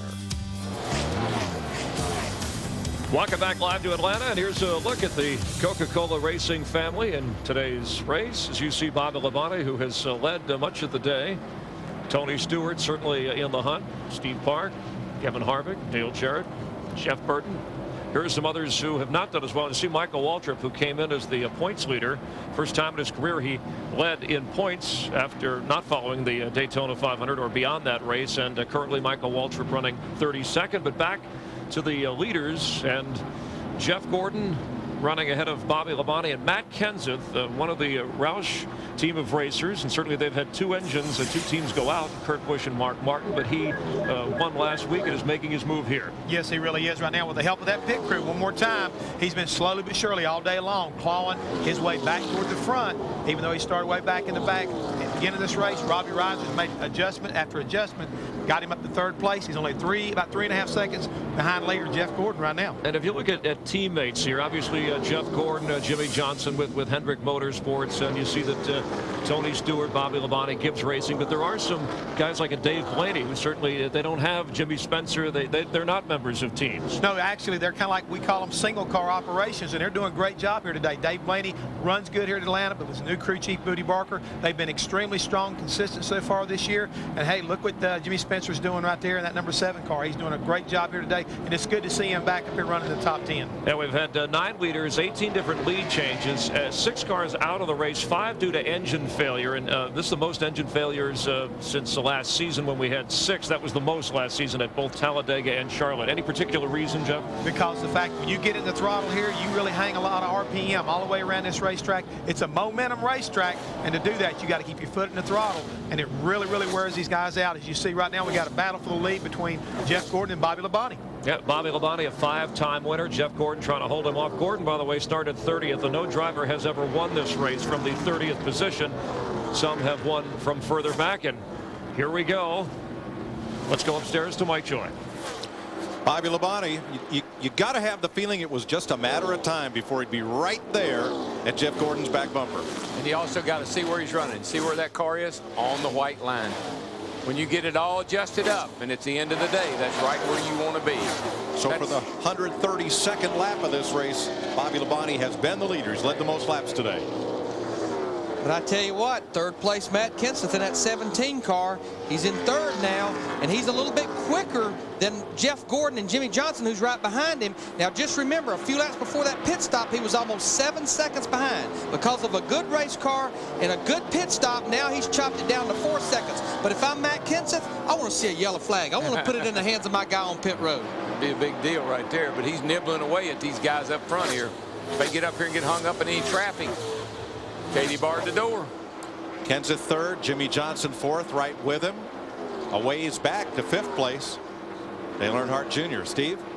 Yeah, Mike, quick update on that 8 car. Dale Earnhardt Jr. on the last pit stop, they changed 4 tires. He had gotten a little loose off of turn 4, so they took a ½ pound out of the right front tire. There you see he's 8.5 seconds and losing ground down the backstretch to our leader right now, Bobby Labonte. He just pulled over. I mean, he didn't even try to race with Robbie Gordon. He just pulled over and let him go. And Tony's back here closing up pretty quick on him. So I think Junior must have his hands full right now. Stewart closing, so is Blaney. Check and Sadler and Spencer are the lead lap cars. Right now is when you're calling in saying, how much longer is this race anyway? And the answer? 41 more laps. And I guarantee you Ryan Newman in that 12 car, he's asking that question about every 10 laps out there with no power steering, but he's still hanging in there right now in 11th spot, but 1 lap down. I think Jeff's going to try to follow Bobby here and say, okay, you passed me. How'd you do it? Let me go to school here a little bit. But it seems like he's the weakest down in turn 1 and 2 right there where they just came off right now. It's like he's definitely riding higher than Bobby Labonte in 1 and 2. They run about the same groove in 3 and 4, at least the last couple of laps they have. Now it looks like Jeff Gordon's coming down to the bottom of the racetrack where Bobby Labonte was. Made the pass. I tell you, Gordon, I think he looked at what Bobby did and he said, let me try that lower groove in 3 and 4. And that's what happens to the racetrack. It'll change.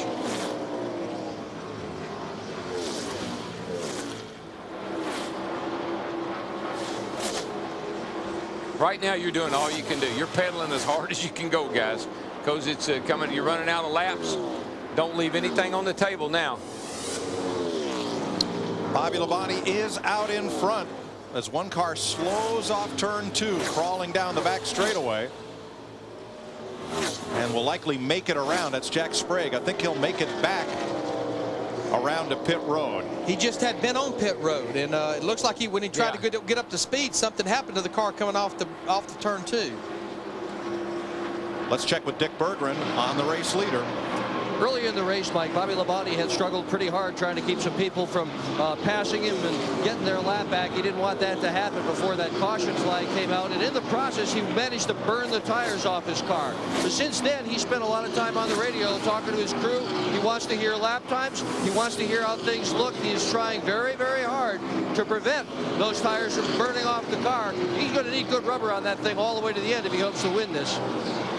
And really, late in the race, some drivers say, don't talk to me. But when you get a little tired, you've been out there working real hard, you want to hear another voice. You want to hear those lap times. Am I still up on the wheel? Am I still getting the job done? You know, because you get a little tired and you start easing out that throttle a little bit. And like you've heard me say before, boy, you ain't laying down on me, are you? I tell you, the thing he's going to have to contend with here in a few laps is a bunch of lap cars, including Mongo, who's on verge of going lap down. Uh-oh, big trouble. 36 laps to go in the Bass Pro Shops MBNA 500. Run, Mongo, run.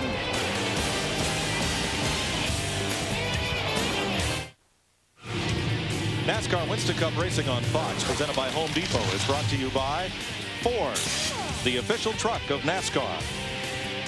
By Stacker 2, the world's strongest fat burner.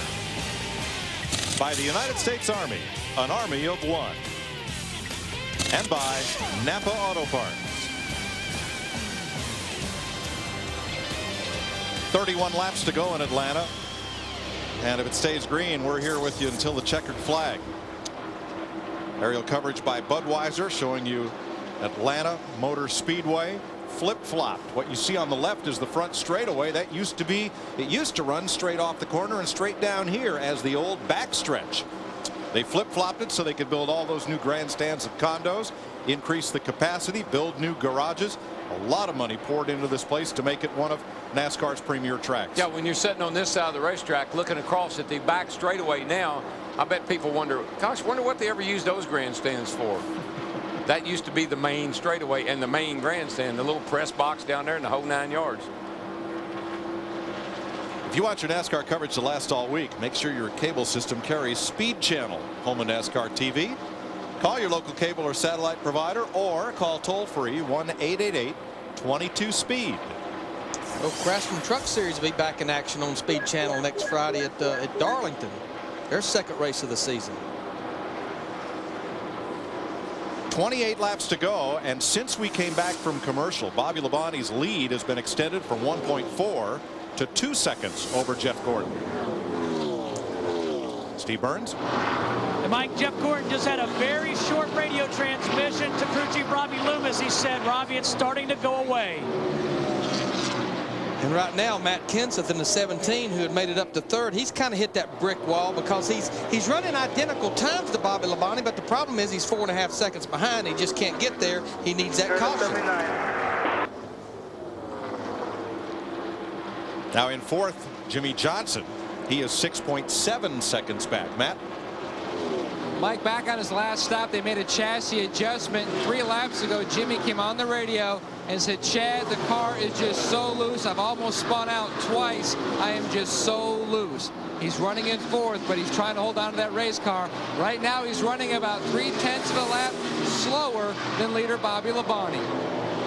Jamie McMurray takes his Dodge into the garage, and that may well be engine. Said he had no power as he coasted in. We need to document. We talked about Jack Sprague in the 0 car running slow down the backstretch. He's in the garage area as well, and he's out for the day. And historically now, I know history doesn't always repeat itself, but historically there should be another caution here with just 20 or so laps to go.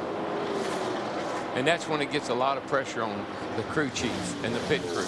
And there's about 10 or 11 cars would love to see a caution. The only one that don't want to see it is Bobby Labonte.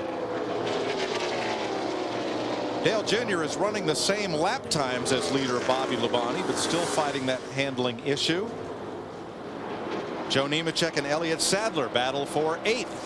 And I've been watching Elliott Sadler in the 38 car. He by far may be the best race car in this final run right here. But again, the problem is they're 3/4 of a lap behind leader Bobby Labonte. And you can just see these cautions. Caution is out. Caution is out. Boy, does this change the complexity of this race. And DW, you made the call. Oh, history kicked in again, didn't it, buddy? Sure it is. It's good being a historian. Ricky Rudd coasted on pit road and into the garage. And that's a Roush engine too, so that's 3 Roush engines in the garage here along with Mark Martin and Kurt Busch. Things will be busy at Roush Industries this week. And Bill Elliott, Kenny Schrader, and perhaps the 42 of McMurray. 3 Dodges, 3 Fords. Now, pit stops. How about that 17 group? I don't want to take anything away from Bobby Labonte's crew, Jeff Gordon crew, but history says the 17 crew is the crew to watch. Yeah, but here's the thing. Where they are on pit road is going to be a big factor, too. you know, where their pits are. The 17's got a good pit stall down here. What's that movie, Conspiracy Theory? Yeah. People are going to start sending you email. Well, we're going to have a caution come out in about 20 laps to go. Here we are. Hey, folks, it's strictly coincidence. I didn't get in there and saw anything into in that motor. And I just think we're going to have a 20-lap run. We've been out there 30-something laps on these tires. I don't think anybody would do no two-tire stuff. I think you'd be in big trouble if you did. I know we made that call earlier, and it didn't work out that bad. But I think you're starting to hear these guys. Their handling's going away on these race cars. And the track's really slick, Larry. You can see the rubber on it, and you can just see the cars sliding off the corners now. They don't have a lot of grip in them. Only thing you're going to get grip with now is 4 brand new Eagles. All right, 10 cars are left on the lead lap with 23 laps to go. You've got one last best chance to get your car as right as possible for the run to the checker. And here they all come. Steve Burns. Caleb Hurd's going to adjust that track bar down 3/4 of a turn. 4 tires for Jeff Gordon. He's gotten just a little bit loose. Jeannie. Matt Kenseth wanted to make an adjustment on the car because it's a little loose, but he said, we do not have the time. 4 tires, that is the plan.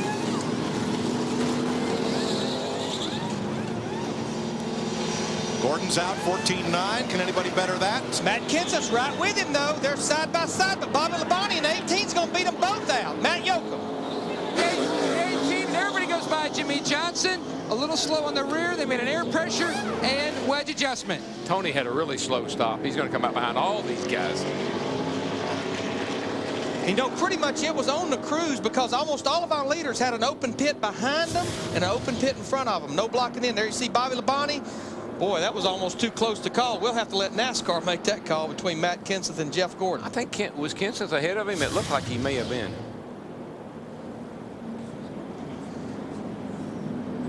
There's the reaction for Bobby Labonte's crew. They just, when you beat the best, and that's what they just did, I would celebrate. Dick Berggren. And Bobby Labonte's crew indeed is still celebrating from that pit stop. Hollywood Armstrong's running around banging people on the back. These guys are so animated. They had a lousy season last year, but today they've been right on the edge of pit wall. Every time Bobby Labonte has come down the straightaway, they've applauded him, and right now it's high fives and pats on the back. Yes, you guys did a great job. Let's have another look at the race off pit road between Jeff Gordon and Matt Kenseth. I thought the 17 might have been a fender ahead, but couldn't really get a good. I didn't look at it that quickly, so we'll see here. 24 car. Boy. Looks like a couple of finishes. And that's how we've seen NASCAR here. did score. It was a 24 car did come off in Oh yeah, second. it's only by inches, but that's all that matters. Matt might have wanted to gas it a little bit right there at the line. All right, guys, this is what it's all about. I don't know where everybody's been, but I know where they are now. I'm talking about everybody at home. You mean we've been here? Oh, John Andretti, Jerry Nadeau, and Steve Park collide on pit road. Steve Park has a lot of damage to his car. Yeah, There's so does John John Andretti. Now these cars are going to get. They're going to come out of the pits. The question is, are they going to throw down any debris? Because there's a lot of damage on these cars. How did that happen? Here Let's comes. Watch Steve Park coming out of his right pit. Here, he just right comes there. straight out. Bam.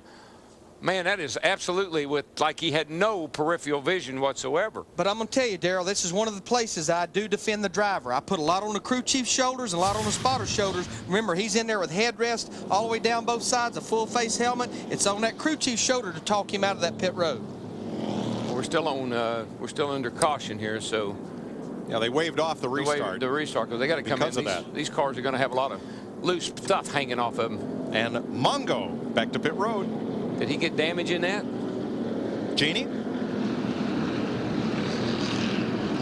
Well, actually, that is what Matt Kenseth is wondering right now, if he has some problems with that right front tire. He asked when he comes by to keep a look at the car because something does not feel right. He doesn't know if there's an air pressure problem or he's just making sure, first of all, that the tire was on. But they told him from the crew box here that, hey, everything's okay. Keep going.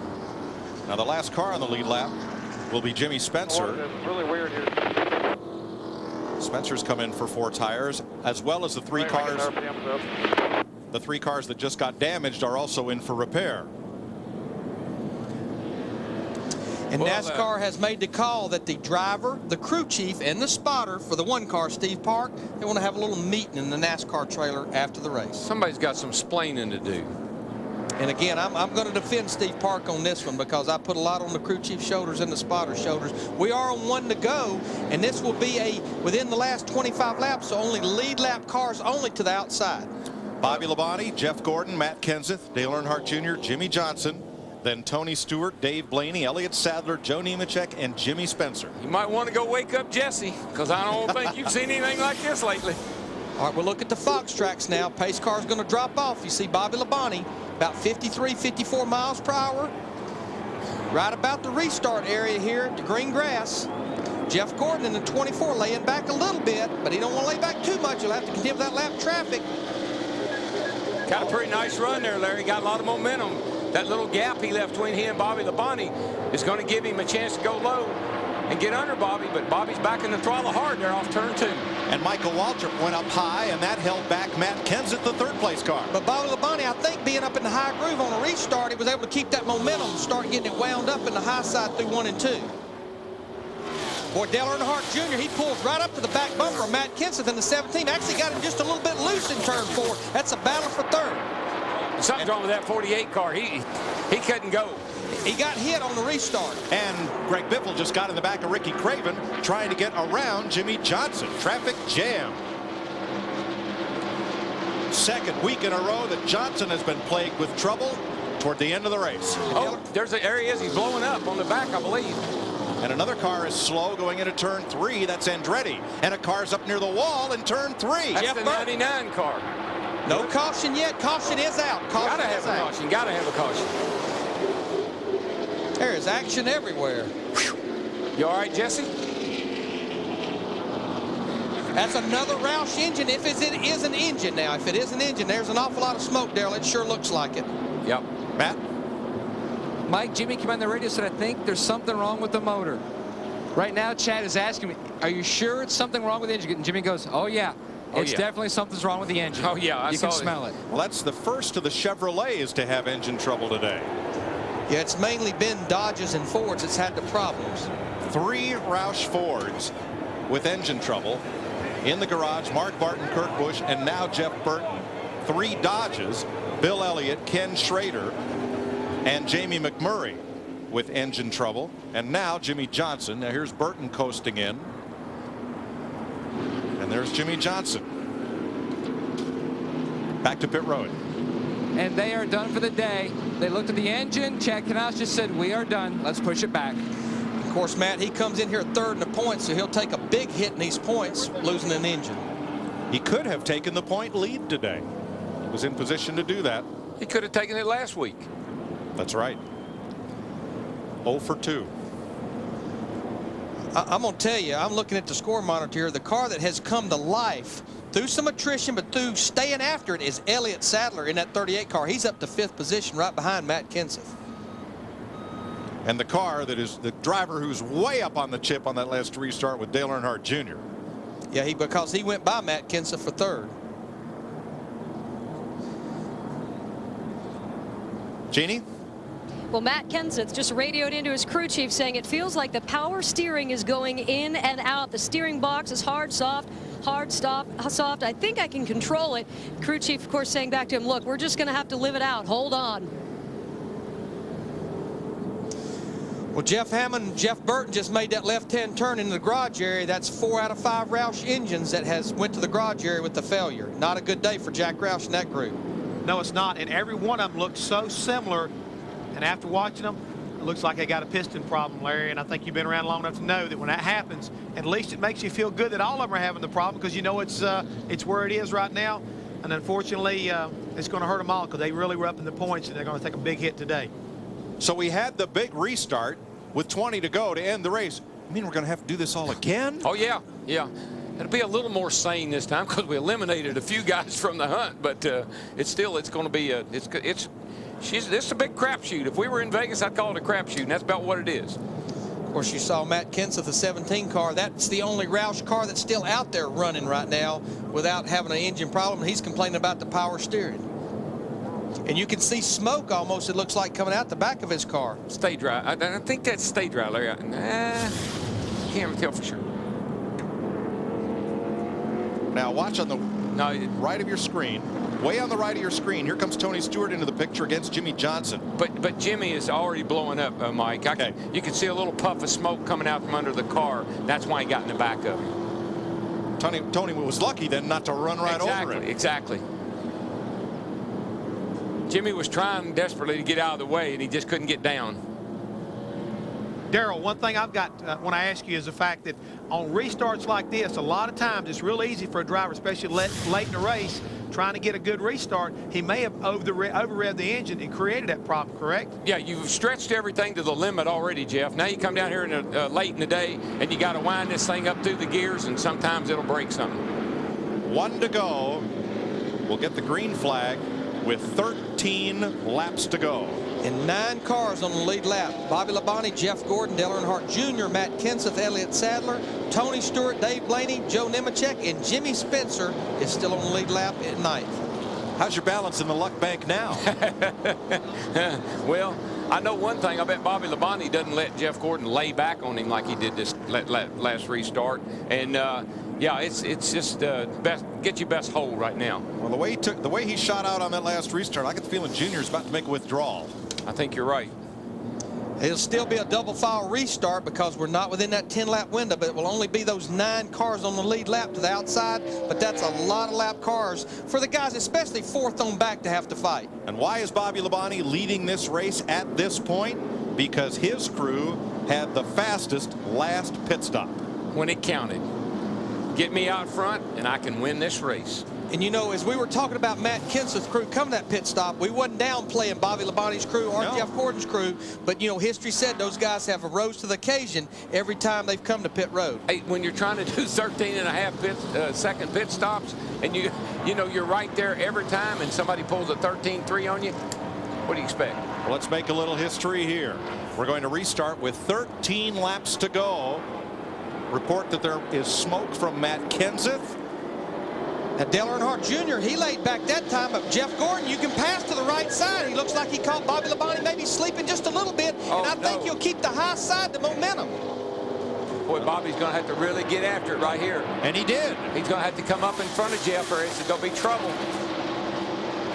He couldn't stop him from getting in front of him. And Junior's coming hard right after the 2 of them. Boy, did Jeff Gordon drive that thing down into turn 3 that time. It stuck right around the bottom. Bobby's in trouble now. He's in the middle with a car in front and a car behind.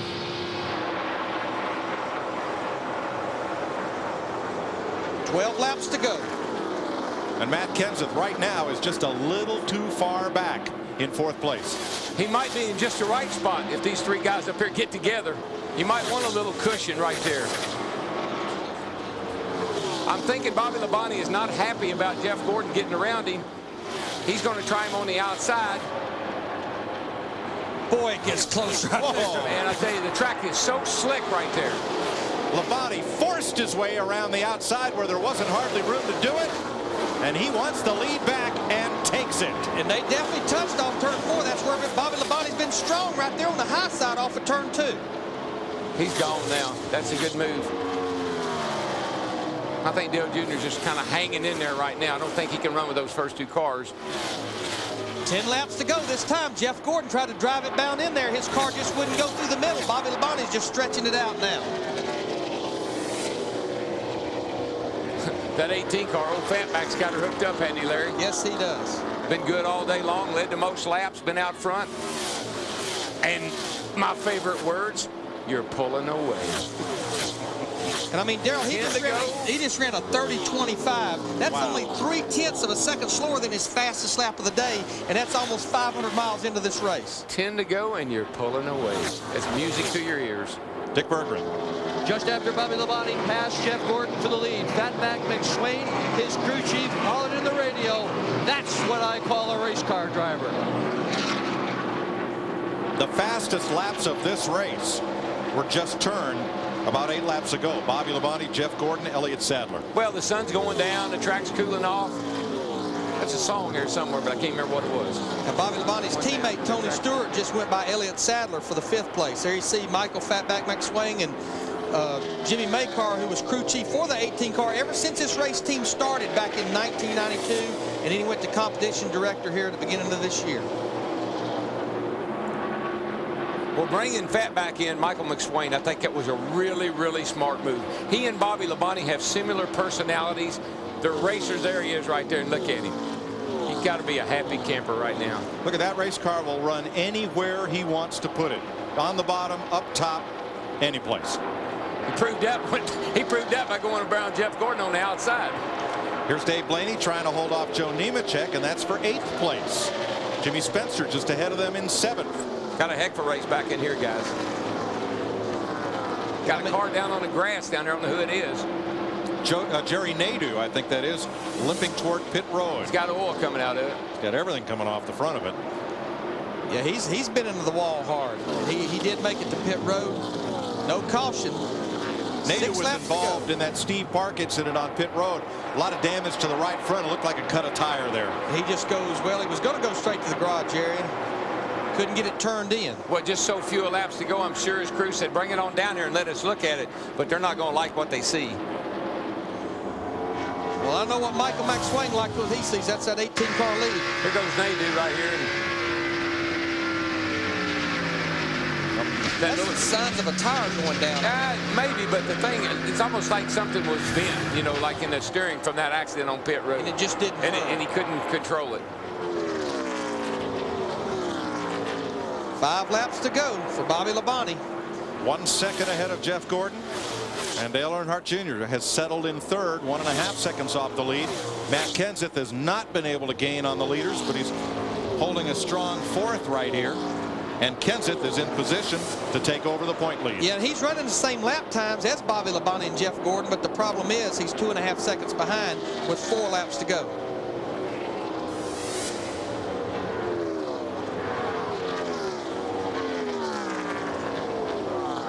Kenseth is probably going to be happy that that engine is running to the finish after what's happened to his Roush teammates today. Yeah, but I know we talked a little bit about smoke. I'm not so sure that wouldn't stay dry, and I haven't really seen any problem with his car. It's been really, really strong. Jeff Gordon, Dale Earnhardt Jr., they're trying all kinds of different lines at both ends of the racetrack. They just don't seem to be gaining none on Bobby Labonte. No, they're pretty well spread out about the same. Bobby's just got them covered. There's no way. 5th place, Tony Stewart. Elliott Sadler had been catching Stewart, but he's been held up in traffic. Jimmy Spencer in 7th, Dave Blaney in 8th, and Joe Nemechek in 9th. Those are the lead lap cars. Ryan Newman, the pole sitter, is 10th. Out there wrestling a car with no power steering 1 lap down. If Ryan Newman ever has a routine day with no problems and no getting behind, he could lap the field. 2 laps to go, a little over 3 miles for Bobby Labonte. Greg Biffle's had a good day, guys. He's finishing up here. He's 13th right now. A guy that didn't make the race last weekend. That's a Roush car. Pretty nice job. And I tell you, right in front of him, a guy that's had a good steady run, Ricky Craven in that 32 car. He's 12th 1 lap down. Again, that's a team, I think, Larry, that's going to get better as the year goes on with the new Pontiac, their own engine program. They got a good program. And Johnny Benson got a lap down early. Fought hard the rest of the day. He's in 11th place.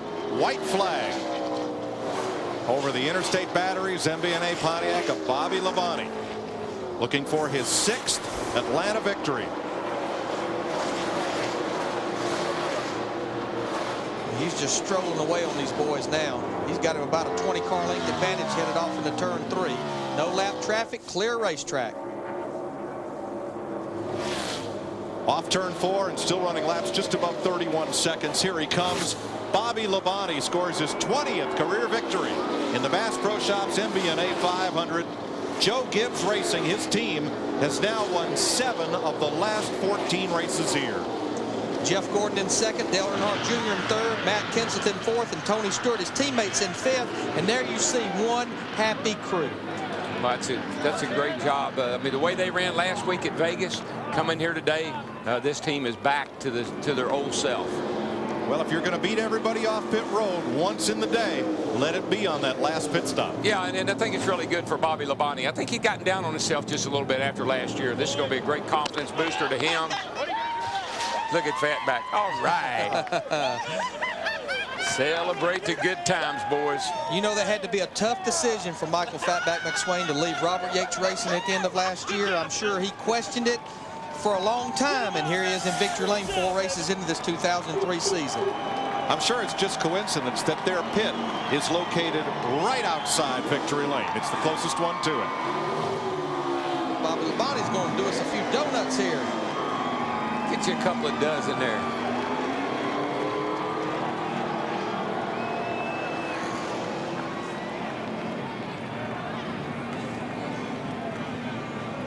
Three Chevys, a Ford, and a Chevy complete the top 5 today. Here is the final pass for the lead. First, Jeff Gordon on the restart takes it to Bobby Labonte. And that's something you worry about as the leader of the race, that guy behind you doesn't anticipate when you're going to go and he jumps you. That's exactly what happened that time. Didn't make any difference, as we'll see. Boy, Jeff Gordon just made himself room out there. 3 Chevrolets, a Ford, a Chevrolet, and a Ford in the top 6. Whoa, baby. Coming off turn 4 toward the start-finish line, and I think it just broke Jeff Gordon's momentum enough, and Bobby Labonte was able to go by him on the high side, clear him off into turn 1. I think Jeff Gordon probably said, okay, okay, okay, I'll get out of the way. And Bobby Labonte will leap from 13th to 5th in NASCAR's top 10. Bobby's got a great run here, and actually what Jeff's trying to do is keep him from going to the outside.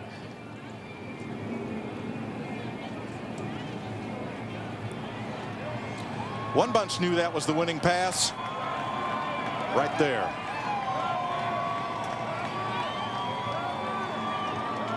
Steve Burns is with the runner-up. Thanks, Mike. With Jeff Gordon.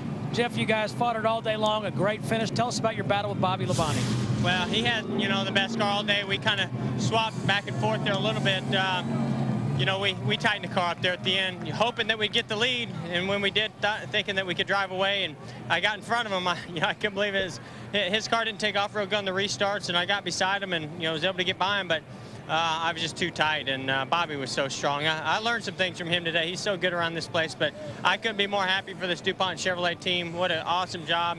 Come from 30th all the way to the front, and great pit stops. I mean, that's the kind of team that you know we can be, and hopefully we'll start doing that every weekend.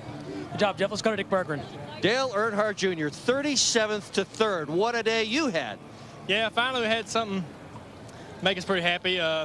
With last week's run and this week's run, we got a lot of points to get the game back. But the car was good. We had really an awkward setup in the car I didn't feel real confident in, and it worked. So, you know, new body, had to change the whole thing. We didn't run anything like we'd ran when we run so good here in the past. So I was real nervous today, but good run for us. You're holding your side. You okay? Yeah, I didn't have any water in there. Should have had some water in there. My kidneys hurt a little bit. Okay, let's go to Mike. 23 lead changes among 10 drivers. Dick Labonte led 9 times for a dominating 172 laps. Since they redesigned this track in 1997, he's won 5 of the 12 races here. And Matt Yoakum's waiting for him to climb out of that Chevrolet in victory lane.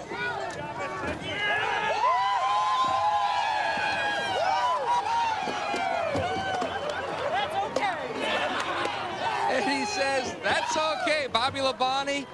Jimmy Makehart told me you could always count on Atlanta. A hug from Tyler.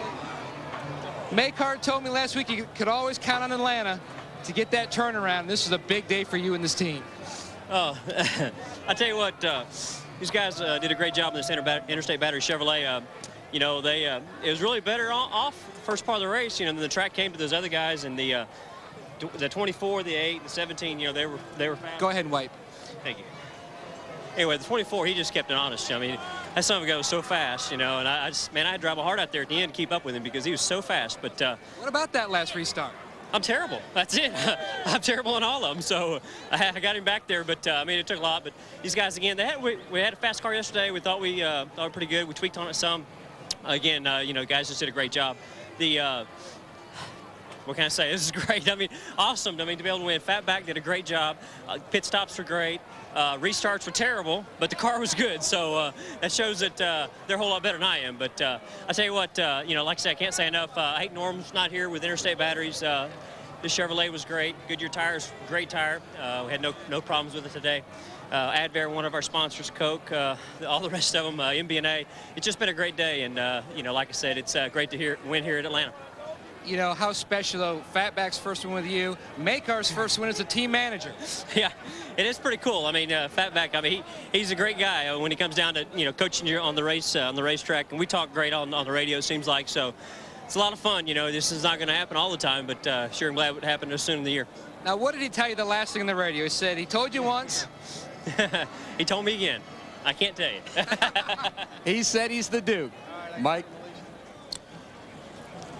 Chevy congratulates Bobby and the number 18 Monte Carlo on today's big win. Another reason why Chevy says wherever there's a winner's circle, we'll be there. Here's the Chevy winning moment as Bobby Labonte takes the lead for the final time after loosening up Jeff Gordon. Let me tell you, and that's the way to take the lead right there. Just push the guy out of your way.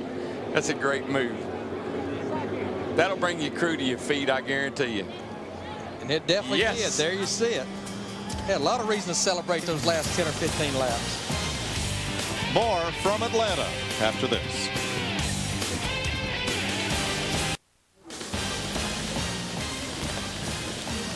The fans file out, and they've got their money's worth today, and we've got a new point leader. Here's Jeannie. Yes, and Matt Kenseth, a word from his wife. I'm sure it's congratulatory. The last Roush car left standing. Now, are you pleased with the fourth place finish, or would you have liked better, but you lost the power steering?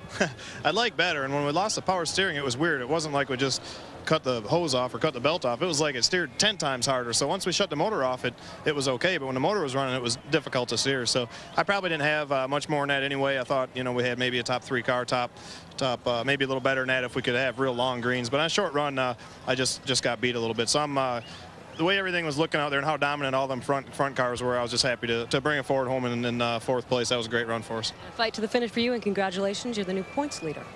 Yeah, that's good. Tough enough to run here at Atlanta all day, feeling perfectly well, but Tony Stewart has had the flu, not feeling well in the car. What was it like for you today? Long day. I mean, I could have used some Coke because that would have made me feel a lot better today in the car probably at times other than the water, but just a long day. I mean, the way we started this race without a caution for 90 laps or however long we went, that's pretty grueling on you. But this place is so fast and the corners are so long that you got to be feeling really good to make it through the whole day here. And I probably hurt the team as much as anything at the end. Just you just felt puny at the end of the last 100 laps and was getting a little bit tired. And that's what happens when you get a cold once in a while and can't get it shook for a whole week. You just lose your energy. 5th last week in Las Vegas, 5th today. That's pretty good. Mike? Well, that's championship caliber. Darrell, Bobby Labonte's team had the best last pit stop to put him in position to win, but he still had to go and win it. Oh, no, he had a great car. He led the most laps. He would run up front. But you just look at the record. You look at the record of him in Atlanta, and you got to be a big dummy like me not to pick him before the race started. I let Hammond have him, and I took Tony, which was not a bad pick either, but great day for the Gibbs team. Well, Larry, but still, you have that good pit stop, you make no mistakes, and you're there. Whether you're Jeff Gordon or Bobby Labonte, you're in a position to win. I mean, that's it. And, they beat Matt Kenseth's group that we documented had a little over a 13-second pit stop. But I'm going to tell you, the group that's going to be working hard this week is the engine departments. It's been a long time since we've seen this many engine failures at a racetrack in one race. Might be some Dodge guys working a little hard this week, too, because I didn't see too many of them in the top 10. So Chevys and Fords look like kind of dominated today. Chevys mostly. 5 Chevys in the top 10, 2 Dodges, 3 Fords. 3 Fords. And some guys in that top 10 that needed some good runs. Jimmy Spencer, Dave Blaney, great run for him. Joe Nemechek as well. Look at all these DNFs. Well, the clock turns back to 0, and we head for Darlington. This is a good warm-up for next week. Get you in shape, baby. All right. To Chris Myers and Jeff Hammond. All right, thanks, guys. As we look at the points after 4 races, Michael Waltrip came in today as the points leader, slipping to 3rd with a poor run. And Jeff Hammond, Jack Roush had 3 of the top 6 drivers in points, but certainly took a hit with engines today. The story, Bobby Labonte and Joe Gibbs Racing. Joe Gibbs won 3 Super Bowls with 3 different quarterbacks. Of course, he's won a championship with Tony Stewart and Labonte. What was the success story behind Labonte today? Well, I'm thinking right now, as they alluded to right now, it's the restructuring at Joe Gibbs Racing. I really believe it. Changing cars over like they did, switching Pontiac to Chevrolet, bringing Fatback McSwain in, and as well as promoting Jimmy Macar up to like a managerial position, is really resulted in some really consistent runs and wins here right now early on for Gibbs Racing. Put them both back up there in the top 5 in points, and I think that's pretty good position for Gibbs. Top 3 finishers today. Chevy, you think we're going to hear the wind tunnel story this week from the people at Ford and Dodge? I think that means we're going to hear we're just whistling in the wind, baby. All right, we'll keep an eye on it next weekend. You should gather around every weekend for NASCAR on Fox, and we'll shift to Darlington, South Carolina. First Winston Cup qualifying on Fox Sports Net, followed by a NASCAR Craftsman Truck Series on Speed. Saturday, NASCAR Busch Series racing on FX, a pre-race show, followed by Winston Cup practice. Sunday, NASCAR This Morning, presented by Smirnoff Ice, Triple Black. That's on Fox Sports Net. And then Winston Cup racing on Fox, so the pre-race show presented by Michelin as Sterling Marlin looks to defend his title at Darlington. And next week, we'll tell you which pit crew did the best with our McDonald's drive-through championship competition, fueled by Powerade. And, of course, you know that Bobby Labonte's pit crew helped him into victory lane. We want to thank a special crew here. We had some audio problems in the Hollywood Hotel, and they hustled. Scott Rothenberg, Jason Hawkins, Jack Noder, and the Fox Tech crew. Also Ben Altop, Steve Shaw, Patrick Perrin, and Katie Entwistle.